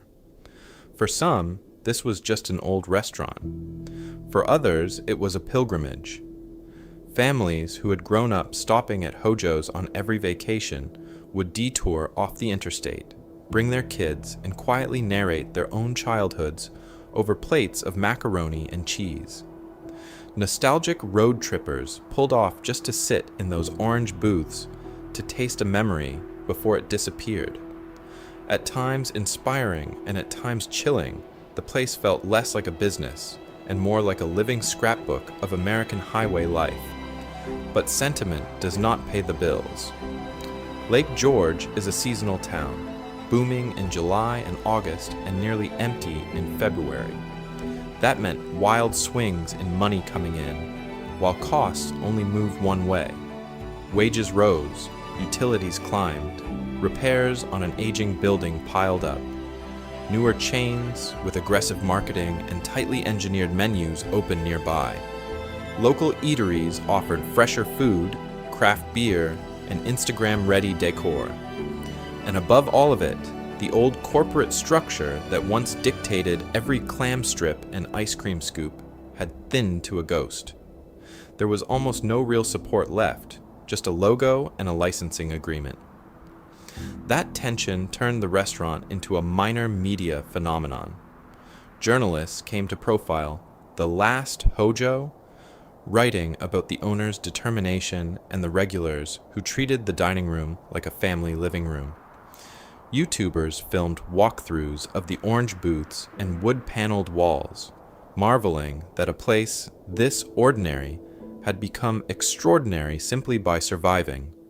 It was an example of what happens when a mass-market brand lives long enough to become a museum piece. Then, quietly, the clock ran out. In 2017, after nearly a century of continuous Howard Johnson's restaurant operation somewhere in America, the Lake George location finally closed its doors. The sign went dark, the booths went silent, and the menu that had outlived the empire disappeared overnight. But the story does not end with a locked door and a darkened sign, because what happened next reveals how a dead chain can still haunt the companies that killed it. When the last restaurant went dark in 2017, it felt like the end of Howard Johnson's. No more fried clams, no more 28 flavors, no more orange roofs glowing over the interstate. But here is the unsettling part. The name did not die.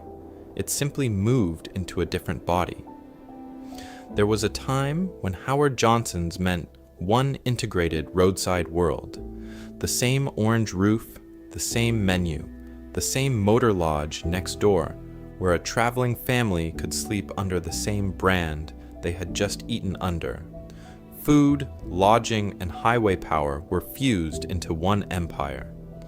After the restaurant chain collapsed, that world fractured, yet the hotel side survived. Under Wyndham's ownership, Howard Johnson became just another flag in a giant portfolio, one of many mid-scale hotel brands, sold more on loyalty points than on clam strips. Walk into a modern Howard Johnson hotel and the distance from the original vision is obvious. The orange may still appear, but usually as an accent on a sign, a stripe on a wall, a nostalgic logo on a keycard. The standardized menus are gone, the ice cream counters are gone, the turnpike exclusivity is gone. What remains is a name on a building that no longer serves what made that name famous. It is an echo pretending to be a voice. Let me take you back to something less visible than an orange roof: trademarks. When a chain like Howard Johnson's falls apart, the land can be sold, the fryers can be scrapped, but the name is different. A trademark can be licensed, sliced, revived, repurposed, even flipped between holding companies like a trading card. Because the name still has recognition, it still has money baked into it, so private owners treat it as an asset that can be extracted long after the original life has ended. This is where the story becomes at times inspiring and at times chilling. Inspiring because a dead business model can theoretically be reborn under a familiar banner. Chilling because it is an example of what happens when the legal shell of a company outlives its soul by decades. The restaurants that defined middle-class highway travel are gone, yet the word Howard Johnson can still be bought, licensed, recolored, and dropped onto a roadside building that has never served a single scoop of the old ice cream. Meanwhile, the emotional remains live somewhere else entirely. Vintage Hojo ashtrays and sugar packets sell on eBay. Retro menus and postcards are framed on the walls of independent diners that never had a franchise contract. Old commercials resurface in documentaries and late-night YouTube rabbit holes. A passing reference to the place with the orange roof shows up in a movie, and a certain generation suddenly remembers family road trips, backseat arguments, and the ritual of stopping at the same safe place every summer. Here is the pattern interrupt. If a name, a logo, and a few corporate rights can survive, while the experience that created them is gone, what does it actually mean for a company to survive? In the age of private equity and brand licensing, the afterlife of Howard Johnson's raises a darker question about modern business. When the money has been extracted and the buildings are gone, what exactly are we keeping alive? And Howard Johnson's is not the only cautionary tale. The next chapter shows how the same playbook is being written again, right now, under different neon signs. There was a time when the question wasn't what killed Howard Johnson's, but how long can anything this dominant last? Yet once the empire had been carved up and sold off, another, quieter question haunted the ruins. Could it have been saved? To answer that, let me take you back to the late 1960s, when the orange roofs still ruled the highways, and McDonald's was the upstart. Imagine a different playbook. Instead of clinging to 130 menu items and full table service, Howard Johnson's launches a stripped-down Hojo's Express. Counter service only, paper wrappers, no waitresses in teal uniforms. Just fried clams, hot dogs, grilled cheese, coffee, and those 28 ice cream flavors firing out the window as fast as cars pull in. The chain already owned the real estate and the traffic. A pivot toward speed would have meant using that power to meet the new American obsession, getting back on the road in minutes, not lingering for an hour. But the dining room stayed slow, and the decor stayed older. While competitors were rolling out bright reds and yellows and sleek new logos, many Hojos still looked like the 1950s had never ended. A more ruthless management might have done something painful but necessary. Rip out the colonial lamps, ditch the heavy menus, repaint the roofs a fresher orange, and rebrand as a cheerful, contemporary family restaurant. Think children's menus, cartoon clam mascots, open kitchens showing sizzling fryers instead of dark wood paneling. Instead, the chain watched the culture move and then wondered why the parking lots were thinning. The most fateful decision, though, was to separate the bed from the plate. For decades, the power of Howard Johnson's came from integration. You didn't just stop for dinner, you stopped for the night. The motor lodge, the restaurant, the pool, the playground, all wrapped in one predictable package for the American family chasing affordable travel and a little taste of wealth. When the hotels were sold off and the restaurants left behind, that ecosystem shattered. Suddenly, a Hojo's might sit next to a Holiday Inn or no lodge at all. The chain went from owning the whole roadside experience to renting a single piece of it.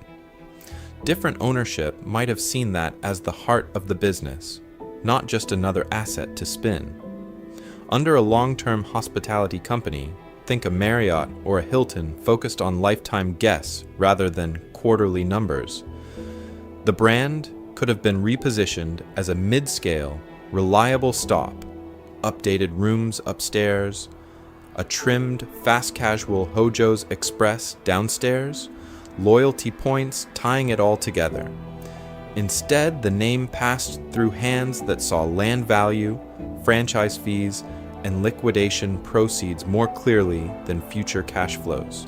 So yes, with faster service, fresher branding, and an integrated lodge restaurant model under patient ownership, Howard Johnson's life might have been prolonged, maybe even reborn. But there's a deeper, more unsettling question waiting on the next exit. In an economy built on speed, financial engineering, and hyper-competition, was the very idea of a full-service, one-brand roadside empire doomed from the moment the Golden Arches appeared. In that sense, Howard Johnson's wasn't just a doom brand, it was a doom business model on a ticking clock. There was a time when the chain fit America like a key in a lock, when the life of the highway matched the rhythm of its dining room, and the assumptions baked into the Orange Roof empire were true. Let me take you back to that world. Cars were slower, trips were rarer, and a family road journey was an event, not a commute. Toll roads were sparse, exits were few, and on long stretches of turnpike, the choice was simple. Pull into the big standardized restaurant with the 28 flavors, or keep driving hungry. Howard Johnson's business model was tuned to scarcity. Limited roadside competition, captive traffic on exclusive service plazas, and a culture that treated sit-down meals as part of the trip, not an interruption. Then the country changed faster than the company. Interstates multiplied, exits exploded with competing logos, and the only game in town suddenly had neighbors. Two-income households, shrinking leisure time, and rising congestion made lingering over fried clams feel less like a ritual and more like a delay. Fast food chains promised speed, predictability, and a cheaper ticket for the same family money. The assumptions that powered Hojo's wealth, patient travelers, long breaks, low choice, were quietly reversed. It's an example of what happens when the environment moves and the model stays still. Sears once ruled American retail with catalogs, suburban anchors, and a faith that people would keep strolling the mall. Blockbuster dominated Friday nights with late fees, wall-to-wall tapes, and the belief that customers would always drive to a store. Kodak owned film, chemicals, and the idea that people would keep paying to develop physical photos. All three were tuned to an era that ended. Howard Johnson's was the same story written in orange and turquoise. Because of its early power, success became a trap. Practices that once looked disciplined, tight menus, rigid franchising rules, slow capital spending, a proud insistence on table service, hardened into dogma. Leadership had been rewarded for protecting the old formula, so they kept protecting it, even as competitors built drive-thrus, simplified operations, and reimagined what travel food could be. The empire that once felt ruthless in enforcing standards became strangely passive when the battlefield shifted. Here's the unsettling part. This isn't a morality tale about stupidity. Many of these executives were smart, competent, and swimming in data. They saw fuel crises, inflation, and fast food on every corner. They watched two-income families race down the highway. And yet, the machine they inherited was optimized for a slower, narrower America, and turning that machine fast enough would have meant blowing up the very system that had made everyone rich. So the question isn't just why Howard Johnson's disappeared. The question is which of today's perfectly tuned business models are quietly aging out, right now, without their leaders noticing until it's already too late. There was a time when a bright orange roof could make a promise louder than any billboard. If you were on the road and saw that triangle on the horizon, you already knew the script. Clean bathrooms, hot coffee, 28 flavors, fried clams, a bed if you needed it. That was the genius at the heart of Howard Johnson's empire. a clear, almost childlike offer repeated 1,000 times across the map. In an age of sketchy diners and questionable motels, the chain didn't sell gourmet food or luxury rooms. It sold certainty. Parents could pull off the New Jersey Turnpike and know exactly what their family was walking into. That simple, reliable promise turned an ice cream stand into America's biggest restaurant chain. But over time, that clarity began to blur. Menus stretched to around 130 items. Kitchens had to juggle clams, steaks, spaghetti, pancakes, and pie, all while serving busloads of travelers at once. Franchise contracts layered local owners, corporate standards, and toll road authorities into one tangled hierarchy. What started as a tight roadside operation slowly became an administrative maze, where changing a recipe or a layout meant pushing paper through multiple offices. Complexity creep doesn't show up on a balance sheet at first. It shows up when McDonald's rolls out a tiny ultra-focused menu, cooks everything faster, and wins on speed. It shows up when Burger King and Wendy's can pivot to drive-through culture, while Howard Johnson's is still trying to make 130 items feel modern. The more sprawling the machine became, the harder it was to turn. Underneath all of this sat a deeper strategic weakness. Howard Johnson's owned incredible real estate, but not the relationship. Those exclusive turnpike and throughway contracts meant millions of captive customers, people who stopped because there was no alternative, not because they loved the brand. When new chains appeared at the next exit with brighter playgrounds, cheaper burgers, and fresher signage, that captive traffic escaped. The orange roof had trained travelers to trust the highway, not the name. And once financialization took hold, the center of gravity shifted again. To new owners, Howard Johnson's was no longer a living relationship with guests. It was a portfolio of toll road leases, motor lodges, and trademarks to be sliced, sold, and leveraged. Because of that mindset, maintenance was deferred, menus stagnated, franchisees felt abandoned. It's an example of what happens when a brand turns into numbers on a spreadsheet. The life drains out long before the last location closes. His story is one of growth, control, and then a slow, almost polite collapse. At times inspiring and at times chilling, because the same forces that built this empire are everywhere today. Algorithms instead of highways, followers instead of motorists. The lesson isn't just for Fortune 500 boards. It's for anyone building a channel, a product, or a personal brand in a world that can change faster than you do. So what does a vanished orange roof have to do with your next upload, your side business, or your career? Let me take you back to that promise at the exit ramp and then flip it on its head. On those old turnpikes, the orange roof was a promise. Hot food, clean bathrooms, the same fried clams whether you were in Ohio or New Jersey. Today, that promise hasn't vanished. It's just changed color. The mental space Howard Johnson's once owned on the highway has been annexed by golden arches, green sirens, and a sea of subway logos. There was a time when seeing a Hojo's sign meant the road trip was under control. Now that same reassurance comes from a McDonald's off every exit, a Starbucks in every airport, a Subway wedged into every gas station. Not only do these brands dominate physical corners, they dominate attention, advertising, delivery apps, even the way children learn to recognize logos before they can read. To many of them, this is the endpoint. The empire is complete. But Howard Johnson's looked out over an empire once. Standardized menus, exclusive highway contracts, a loyal family audience that planned vacations around those orange roofs. Then drive-through burgers arrived, then cheaper labor models, then faster formats that treated time as the real currency, and the giant that thought it had already won discovered it had been playing the wrong game. Today's chains feel that pressure in different ways.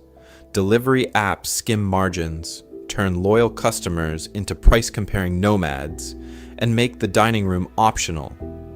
Health concerns push people away from giant sodas and toward bowls, smoothies, and plant-based menus. Labor costs rise, union drives spread, and the old calculus of cheap workers and endless expansion starts to wobble.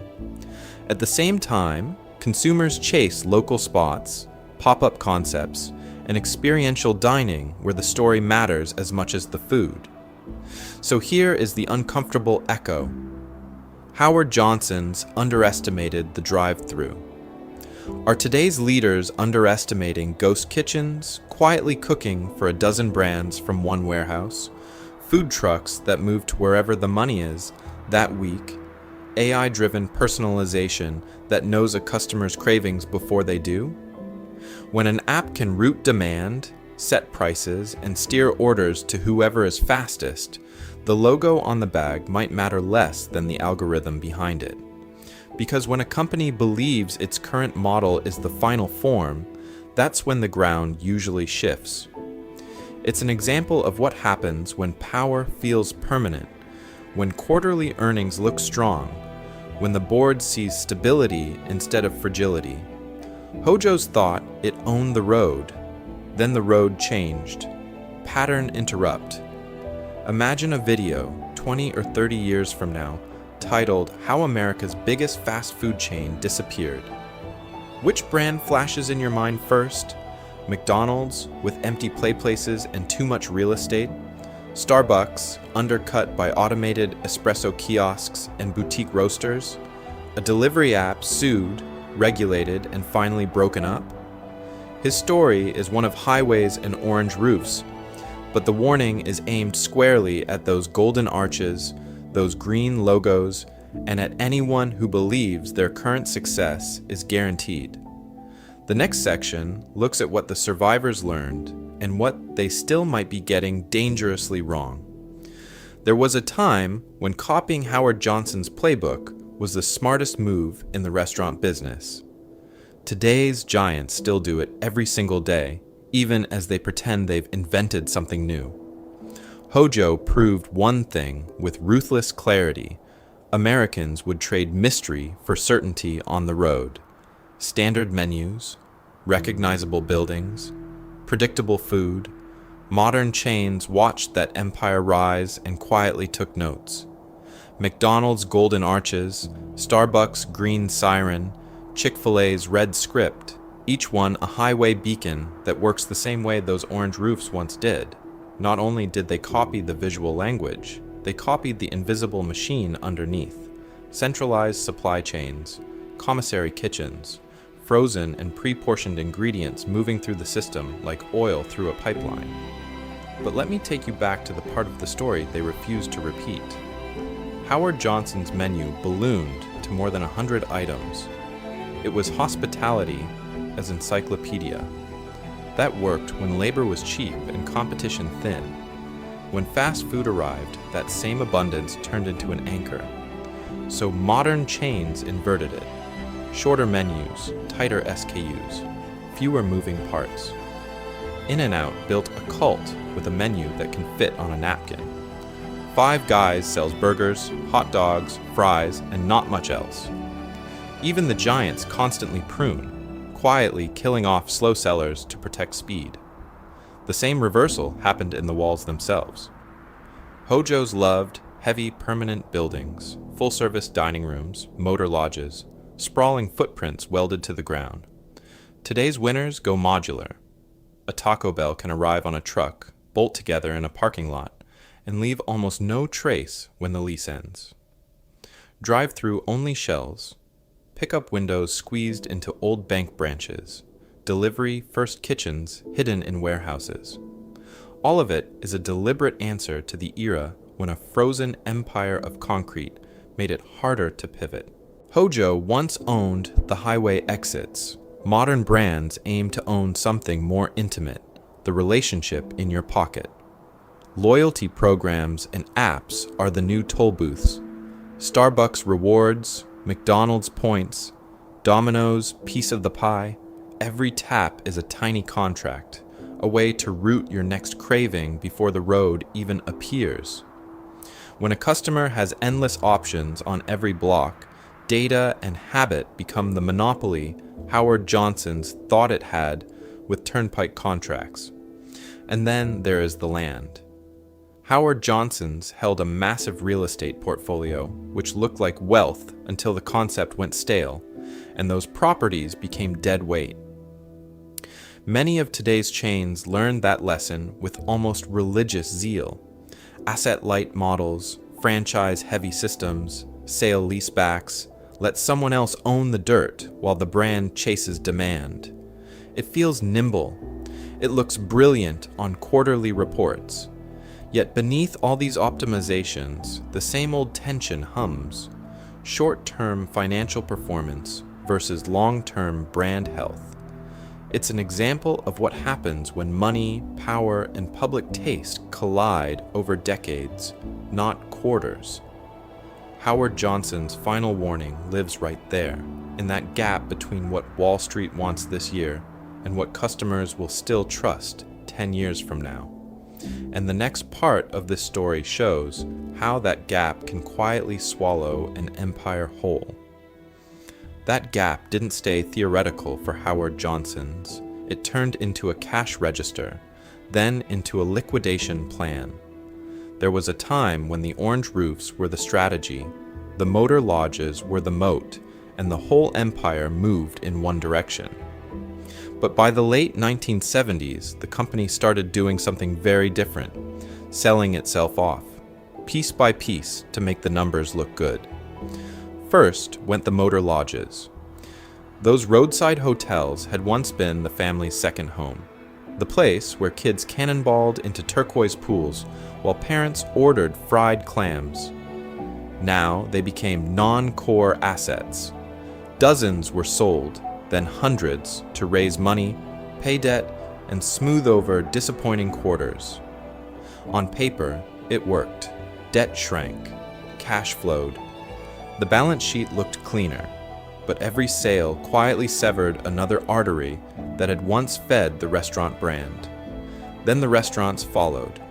Locations that had anchored turnpike plazas and highway exits for decades were spun off, rebranded, or shut.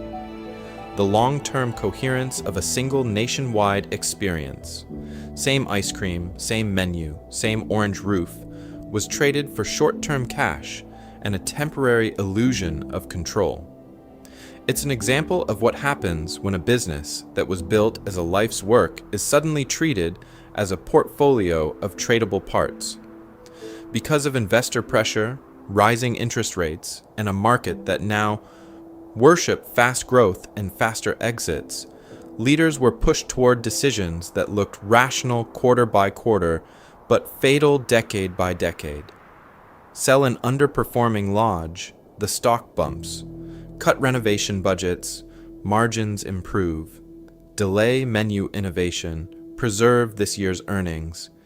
Each move made sense in isolation. Together, they hollowed out the future.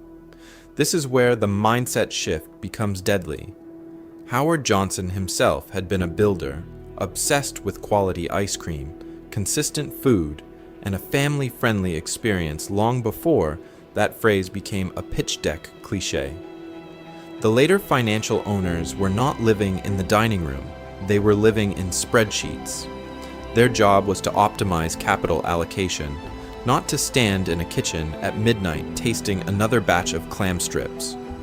You see the same tension everywhere, in tech startups that stop improving the product and start optimizing the exit, in YouTube channels that once labored over every frame, then flood the feed with low-effort uploads because the ad revenue looks good this month, in restaurant chains that quietly shrink portions, cheapen ingredients, and hope customers don't notice until the private equity fund has already cashed out. Pattern interrupt. Forget Howard Johnson's for a second. What about you? In your work, your money, even your relationships, are you reinvesting, learning, improving, showing up when nobody's watching? Or are you quietly harvesting, taking out more than you put in because it feels safe right now? His story is one of growth, dominance, and then a slow decision to harvest an aging empire rather than rebuild it. The next phase of this story shows what happens when that logic runs to its end, when there's nothing left to sell, and the orange roof finally goes dark. When the orange roof stopped meaning power and started meaning remember when, Howard Johnson's made one last bet, not on price, not on speed, on memory. There was a time when the brand sold the future, clean highways, standardized food, a predictable place for a traveling family to stop. By the 1990s and 2000s, that flipped. Now the story was about the past. Retro menus quietly reintroduced classic fried clams and old dessert names. Vintage fonts crept back onto paper placemats, and the remaining locations leaned into that faded postcard aesthetic. Media outlets helped, running gentle human interest pieces about the last Hojos, as if the chain had already died and just forgotten to lie down. Nostalgia did something important. It kept Howard Johnson's in the conversation long after its empire had collapsed from more than 1,000 restaurants to a handful of aging outposts. Road trip bloggers filmed the cracked orange roofs. Local news crews interviewed regulars who had been coming since childhood, and suddenly the brand felt visible again. But attention is not the same as cash flow, and a touching story is not a business model. Because when a family pulled off the highway and walked inside, the math was brutal. The prices were no longer a bargain. The food often felt tired next to fresher, fast casual options, and the experience lagged behind chains that had quietly spent billions on drive-thrus, mobile apps, and kitchen technology. Nostalgia could get someone to visit once. It rarely solved the core problems of price, convenience, and experience that decide where people eat on a random Tuesday. Other legacy names show the same pattern, but with a twist. When Hostess went bankrupt and Twinkies disappeared, the public outcry was loud, almost theatrical. Investors noticed. The brand returned, but with ruthless cost controls, new distribution deals, and a leaner product line. Polaroid did not survive by selling only film to camera collectors. It licensed its name, pushed into instant print gadgets, leaned into influencers, and treated the retro look as a hook for a new generation. The nostalgia got people to look up. The innovation gave them a reason to pay again and again. Howard Johnson's never fully made that second leap.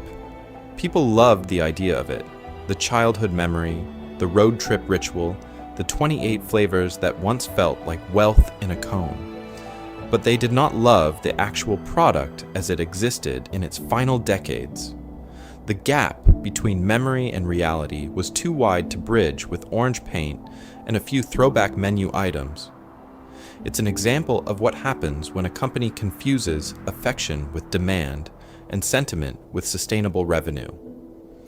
The brand finally became a museum to its own past, curated by journalists and nostalgia tourists, while the balance sheet kept bleeding. So if nostalgia cannot save a giant once it starts to fall, what can? To answer that, the story has to move away from the last Hojos and toward the chains that quietly took its place, because hidden in their rise are the rules for what actually endures. Endurance in business rarely comes from a logo, a roof color, or a famous menu item. Those are costumes. What actually lasts is invisible, culture, values, and a leadership team willing to attack its own winning formula before the market does it for them. There was a time when Howard Johnson's looked untouchable. Exclusive highway contracts, an army of orange roofs, a menu that seemed to be everywhere at once. But under the surface, the culture was rigid. The playbook that built the empire was treated as sacred scripture, not a draft. Changing it felt dangerous, so the company protected the past instead of prototyping the future. Compare that to Disney. The same company that once relied on hand-drawn fairy tales now runs streaming platforms, superhero universes, and billion-dollar theme parks. Or IBM, which walked away from the hardware that made its name and rebuilt itself as a services and cloud giant.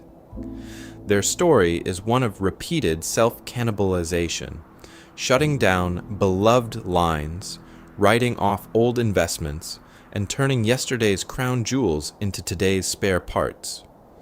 Even in restaurants, the pattern is clear. Regional chains like Waffle House or In-N-Out have kept core values, consistency, speed, family ownership, while constantly refining operations, menus, and technology behind the scenes. They defend the soul, not the format. It's an example of what happens when values are clear, but tactics are negotiable. Hojo's values, by contrast, hardened into assumptions. The assumption that travelers would always sit down for a full meal, that franchisees would tolerate tight control forever, that exclusive toll road plazas guaranteed relevance. Leadership watched numbers, but not lives. They tracked revenue, yet drifted away from the customer sitting in the booth. Enduring companies do the opposite. They stay embarrassingly close to the customer, mining data, reading complaints, sitting in stores at 10 p.m. just to watch. McDonald's tests new items quietly in a few markets, measures everything, then scales what works. Disney watches how families move through parks, then redesigns entire lands around those patterns. Because of that relentless observation, they see the turn long before the quarterly report does. Decentralization is the other quiet engine of survival. When local managers are allowed to experiment, to tweak menus, layouts, or pricing, new models can surface while the old one is still making money. The hard part is not the experimentation. It's whether headquarters is willing to listen when a small, weird pilot outperforms the legacy flagship. Here's the pattern interrupt. The real legacy of Howard Johnson's might not live in any surviving building at all. It lives in the binders and boardrooms of the companies that studied its collapse. Executives at Marriott, at the fast food giants, at up-and-coming regional brands saw how a highway monopoly withered and quietly adjusted course. So when a modern chain kills a once famous menu item, spins off a beloved division, or launches a format that competes with its own stores, remember this: somewhere in that ruthless decision is a ghost in an orange roof, reminding them what happens when you refuse to change what once worked too well. Because those ghosts in orange roofs weren't just about nostalgia, they were about power. There was a time when Howard Johnson's didn't just win customers, it controlled the road itself. On the New Jersey Turnpike, the Pennsylvania Turnpike, the Mass Pike, long stretches of toll road life funneled through one decision: pull into the service plaza. And there it was, the same roof, the same menu, the same empire waiting with fried clams and 28 flavors. Let me take you back to that world for a second. A family in a station wagon had choices in theory, but not in practice. Exit the toll road and lose time, get lost, risk worse food, stay on, and the plazas were pre-selected, pre-approved, pre-signed for miles in advance. Because of those exclusive contracts with turnpike authorities, Howard Johnson's turned geography into a choke point, turning asphalt and concrete into a captive audience, and turning every hungry traveler into predictable money. That physical monopoly feels old-fashioned now, almost quaint, but watch what replaced it. Today, the toll booths are gone, yet new gates have quietly appeared, not on highways, but on home screens. App stores decide which delivery apps live on your phone. Search rankings decide which restaurants appear on the first page. Social feeds decide which brands become viral and which vanish into silence. It's an example of what happens when attention, not real estate, becomes the most valuable land. Restaurants once fought for the right exit sign, the tallest pylon, the brightest orange roof by the interstate. Now they fight for a tiny rectangle on Uber Eats, DoorDash, and Google Maps. A top search result, a promoted tile, a 5-star average with enough reviews to look real, can be the difference between a buzzing kitchen and a dark dining room. The new frontage road is the first scroll on a phone at 7 p.m. on a rainy Tuesday. And just like the old toll roads, the gatekeepers take their cut. Delivery platforms skim fees from every order, control customer data, and can quietly demote a restaurant with an algorithm tweak. A chain can pour millions into branding, menu engineering, and decor, then lose half its digital visibility because a rival paid for better placement or an app changed its recommendation rules overnight. At times inspiring and at times chilling, the new map of power runs through code instead of concrete. Hojo's story is one of over-reliance. Those turnpike contracts made it rich, then boxed it in when travel patterns and tastes changed. Today, many brands are repeating the pattern with delivery apps and search engines, building their life on rented land. If yesterday's orange roofs were the icons of roadside power, what symbols will people look back on in 50 years as the fragile emblems of our own empires of convenience? The little crowns and bags on our phones, or something even more invisible? But those empires of convenience only tell half the story, because under every logo and lease, there was a life. There was a time when the orange roof wasn't just an icon on a map, it was a second home for the people who worked under it every day, year after year, until one morning the doors were locked and the sign came down.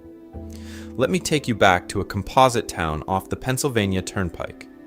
The Howard Johnsons there opened in the 1950s, hired half the graduating class, and quietly became the biggest employer in 10 miles.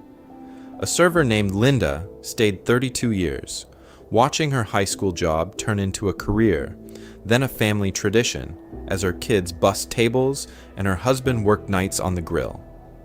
The money was never spectacular, but it was steady, and in a world of seasonal factories and failing farms, steady felt like wealth. When the brand began to shrink, people like Linda heard it in rumors first. New owners, new management, maybe a remodel. Then the menu shrank, hours were cut, and the parking lot that had once overflowed with station wagons stood half empty. Finally, a letter arrived. The location would close. The corporate explanation spoke of portfolio optimization and redeploying capital, the calm language of spreadsheets. On the ground, it meant Linda's mortgage, her daughter's tuition, and the only workplace she'd ever known gone. Across the highway, the franchisee who ran that building had his own story. His story is one of mid-century ambition, a veteran who put his savings, his credit, and his reputation into that franchise, trusting the power of the orange roof. For decades it worked. Bus tours stopped because the sign said Howard Johnson's. The turnpike contract funneled travelers through his doors, and his identity blurred with the brand. He wasn't just Joe, he was the Hojo's guy. Then corporate strategy shifted. Advertising dried up, competitors raced ahead with drive-thrus and cheaper menus, and the empire he thought he had joined began to crumble from the top down. Because of distant buyouts, leveraged deals, and a ruthless focus on short-term money, his building became non-core. He was left with an aging property, a fading logo, and loans that did not care about market share. Outside the city, in smaller towns, the human cost cut even deeper. The local Howard Johnsons had been the place for first dates, little league banquets, funeral lunches, and Christmas Eve pie when the family oven broke. When it closed, nothing quite replaced it. Sometimes a generic gas station convenience counter moved in, selling shrink-wrapped sandwiches where 28 flavors of ice cream once stood. Sometimes the building just sat there, a peeling orange shell, a reminder that, at times inspiring and at times chilling, national progress can leave very local ruins. Pattern interrupt. Imagine your own workplace or favorite hangout vanishing this year. The coffee shop where the barista knows your name, the restaurant where your family celebrates everything, the office where your coworkers feel like siblings. How long would it live in the wider public memory? A week? A month? Or would it disappear into the background noise of market shifts and restructuring, remembered only in a few photo albums and late-night stories? It's an example of what happens when the narrative of efficiency and optimization runs headlong into the quiet reality of human dependence. On charts, Howard Johnson's became a line that rose, peaked, and fell. On the ground, it became thousands of people packing up uniforms, scraping off decals, and driving past an empty parking lot where their own past life still seemed to be clocked in. And as the chain evaporated, the question for the next generation of brands became unavoidable. If this could happen to the biggest name on the highway, what exactly is safe now? Because cultural memory has its own ruthless logic, the giants that fade quietly are often the first to be erased. History loves survivors and spectacular explosions. The brands that are still everywhere and the ones that die in public scandal or fiery collapse get remembered. The ones that are slowly dismantled in boardrooms sold for parts and left to rot behind chain link fences. Those slip out of the story almost without a sound. There was a time when Howard Johnson's orange roofs were more common on American highways than the golden arches. Yet ask most people under 30 today to picture a roadside empire, and they'll name McDonald's, Starbucks, maybe a few interstate hotel chains. Their mental map of the world is built from what exists now, from the logos they pass at 70 miles an hour, not from what their grandparents once treated as a guaranteed stop. That's how cultural memory works.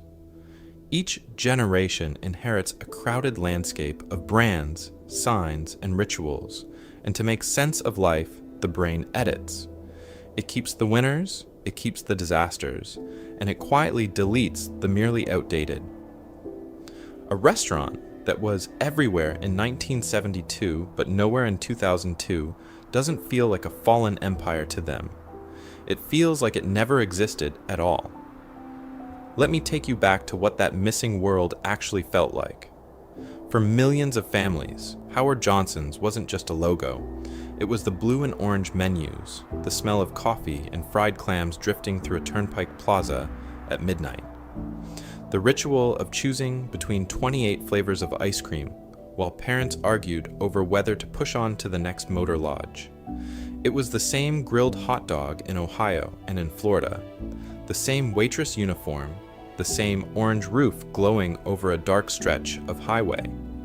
Then, piece by piece, that sensory universe disappeared. Roofs were repainted, signs came down, menus were tossed, and the rituals that once defined American road trips were replaced by drive-through bags and paper cups with different names on them. What remains is mostly faint, a story an older relative tells on a long drive, a half-remembered jingle, a reference in a faded postcard. Yet this is where the story changes for the first time in history. Digital memory doesn't forget as quickly. Old Super 8 footage gets uploaded to YouTube. Scanned menus appear on archive sites. Former employees trade photos and gossip in online forums. The chain is dead, but fragments keep resurfacing, like archaeological shards from a civilization that vanished last week. It's an example of what happens when a culture gains near total recall, but still has limited attention. The record survives, but the emotional weight drains away. And that raises a darker question. If America could forget its biggest restaurant chain in a few decades, what does that say about the permanence of anything being built today? Even the brands that feel untouchable right now. There was a time when a bright orange roof on the horizon meant the same thing in Maine as it did in Florida. Clean bathrooms, decent food, 28 flavors of ice cream, and a place where the whole family could sit down. One glance and the promise was understood. No slogan required. That is the first lesson. A clear, simple promise that anyone can recognize at 70 miles an hour. For Howard Johnson's, it was predictable comfort on the road. For a creator, it might be deep dives on forgotten empires, daily tech news in 5 minutes, or simple recipes for broke students. When the promise is sharp, people don't have to think. They just know. And once they know, they start to trust. But that orange roof came with a hidden danger. Over time, the company layered on a sprawling menu, motor lodges, banquet rooms, and complex franchise deals. The empire grew wide, not flexible. When fast food chains attacked with tiny menus, ruthless speed, and drive-thrus, Howard Johnson's was slow, heavy, and locked into old contracts. It's an example of what happens when a business adds more and more, until changing direction feels impossible. Creators do the same thing. Too many series, too many platforms, too many half-finished projects. A podcast here, 3 channels there, a newsletter, a community, and a promise to upload every day forever. It looks like growth. It often becomes a cage. When the algorithm shifts or the audience moves, all that complexity turns into an anchor. The chains that survived did something Howard Johnson's resisted for too long. They reinvented at the edges. McDonald's tested breakfast in a few locations before rolling it out. Others tried salads, new packaging, or different layouts in limited markets. They treated experiments as small, cheap probes, not existential bets. For a creator, that means trying a new format on one video, a new platform with one series, a new product with a small group, long before the main channel is in free fall. There was another weakness hiding under that orange paint. Howard Johnson's never truly owned its relationship with travelers. The brand depended on highway contracts, travel guides, and billboards. When those flows changed, the customers vanished. Today, many channels repeat this mistake, living and dying by recommendation feeds and For You pages. Views feel like wealth, but without email lists, communities, and direct ways to reach people, that wealth belongs to someone else. So here's the pattern interrupt. Pause for a second and name your own orange roof. One format, one habit, one promise that worked once and still feels safe, even though the world has moved on. A weekly vlog no one finishes. A product line no one buys. A platform that quietly stopped growing 2 years ago. His story is one of comfort turning into vulnerability. The question is whether that story repeats or becomes the warning that finally forces a change. So let me take you back to where that comfort began, long before the orange roofs turned into relics. There was a time when it was just a tired soda fountain in Quincy, Massachusetts, a failing corner of a family drugstore in the shadow of the Great Depression. Out of that pressure came a richer ice cream recipe, higher butterfat, better ingredients, and a simple promise. 28 flavors when the place down the street had 3.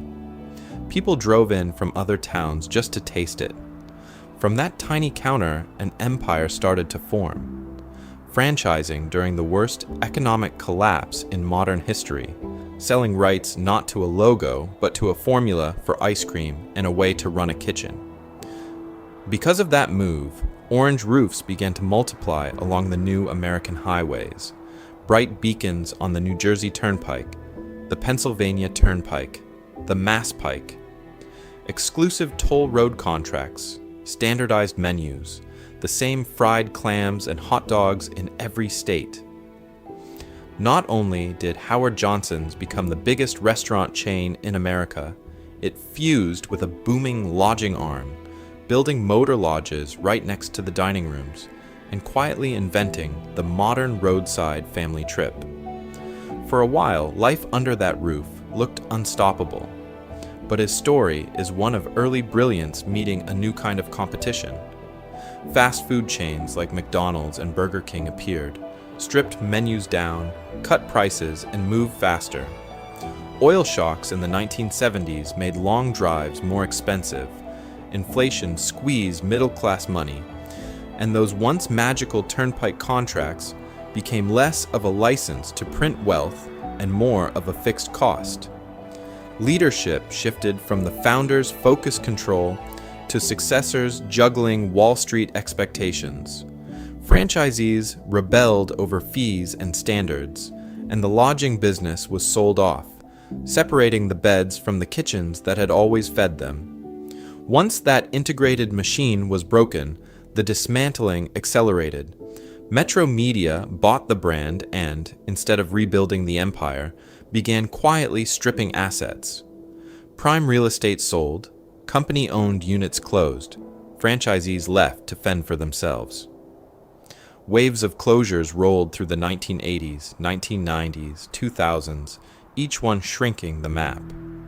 A few lonely outposts hung on, like the Lake George restaurant serving nostalgia with every plate of clams, until even that last location finally shut its doors in 2017. So end to end, the story runs from a single soda fountain to absolute zero. It's an example of what happens when a company wins the road, wins the family, wins the culture, and then refuses to change the formula that made it rich. At times inspiring and at times chilling, it leaves one question hanging over every abandoned orange roof. Now that this rise and fall is understood, what should anyone actually do with it beyond feeling nostalgic or a little smug? So this doesn't end with an orange roof as a cautionary postcard on the internet. It ends or keeps going with whoever is watching, sitting in a world that refuses to stay still, holding their own version of an empire in miniature, a channel, a business, a career that feels safe because the road outside looks busy and the sign on the highway still points their way. There was a time when Howard Johnson's looked untouchable because the traffic was guaranteed, the contracts were locked, the family money was flowing, and the menu was already what America wants.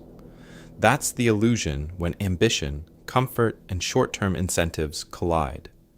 The ambition that built the network turns into comfort with the old formula, and then the quarterly pressure to squeeze a little more profit by cutting service, delaying renovations, ignoring the weird new chain with the golden arches down the street.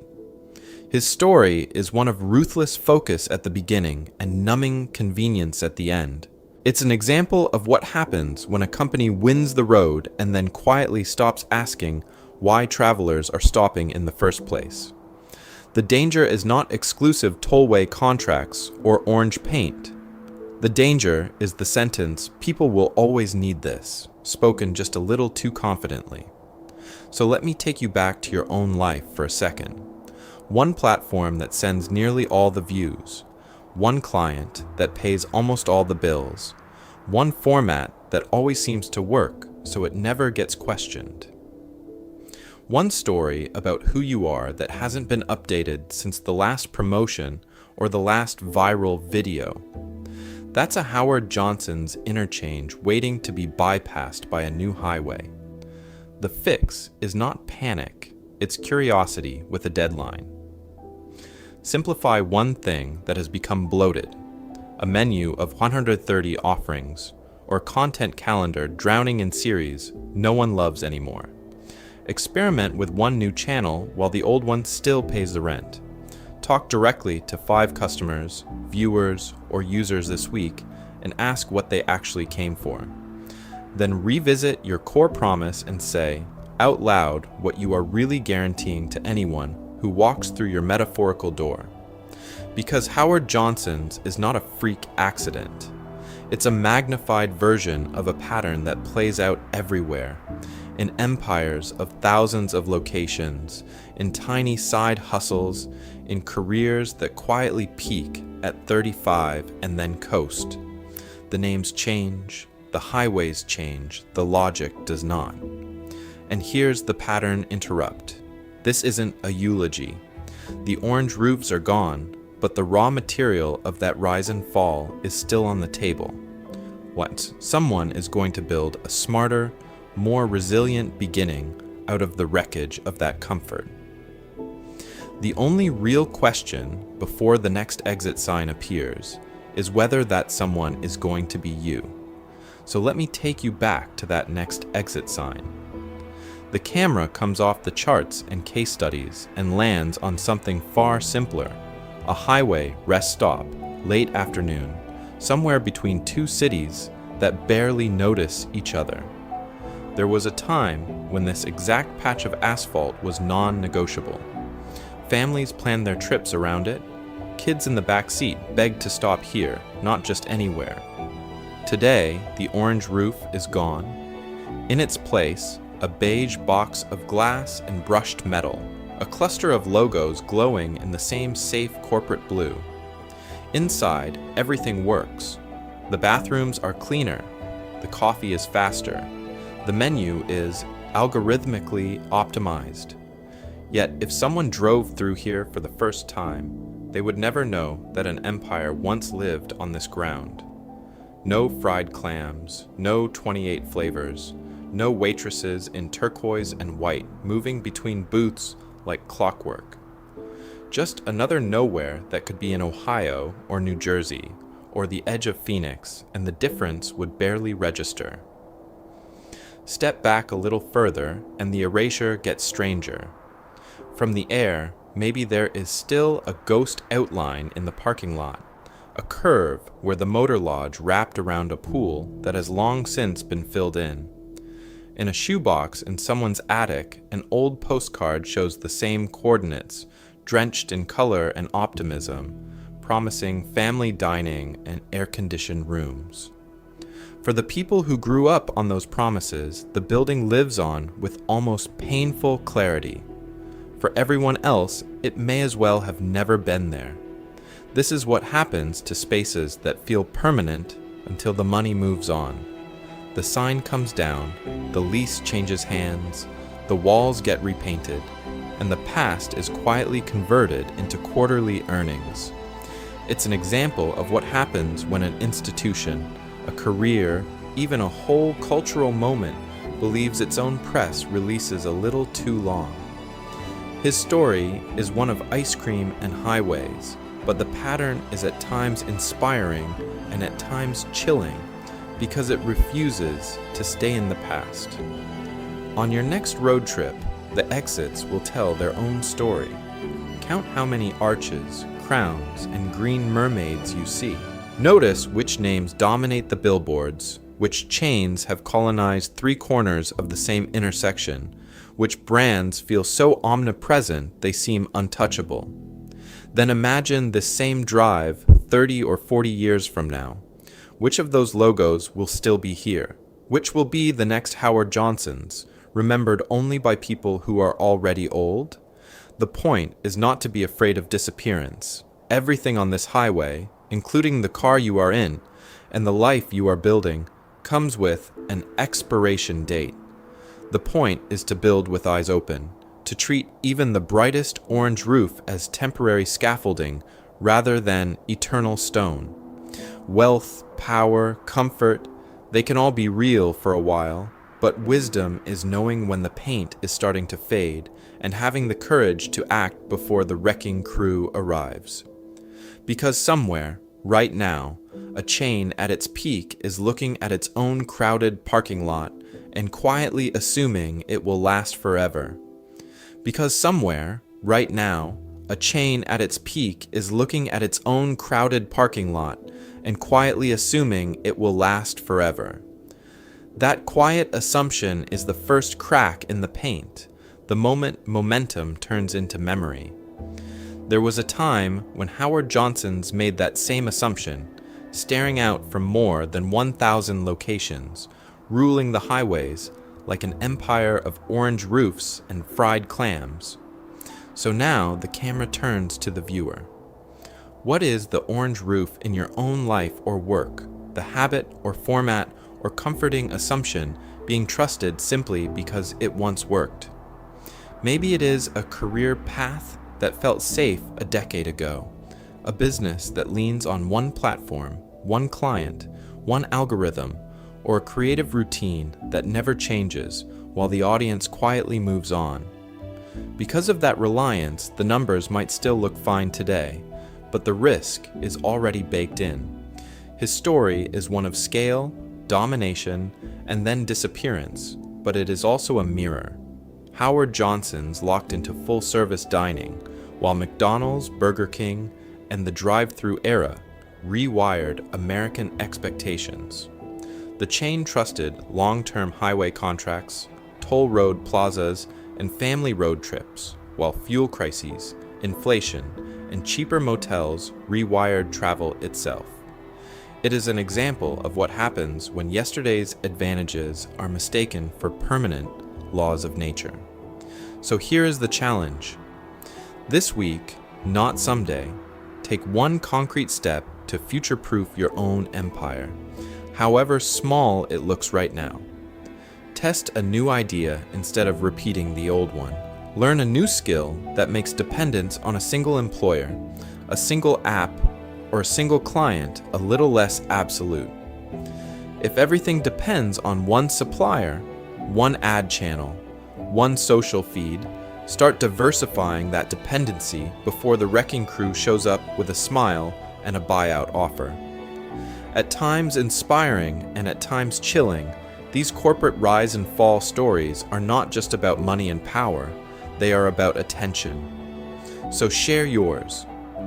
In the comments, leave memories of Howard Johnson's if the chain was part of the family road trips, the 28 flavors, the motor lodges glowing at the edge of the highway. Or if those days are only legend, say which modern chain feels most at risk of being the next bright logo to vanish from the map. If this journey through America's biggest vanished restaurant chain was compelling, let me take you back to other giants that thought they were untouchable. Sears, once the mail-order internet of its age. Blockbuster, renting time itself on Friday nights. Toys R Us, the childhood capital that assumed kids would always want the same aisles. Each one rose, dominated, and then drove straight off its own exit ramp. As the shot pulls back from the empty rest stop, the last orange roof fading into twilight, the highway keeps stretching forward, indifferent. Brands come and go, fortunes rise from poverty and sink back into silence. But the road remains, and every viewer still holds the wheel. The next exit, the next experiment, the next choice, that part of the story is unwritten. Keep driving and choose it before someone else does.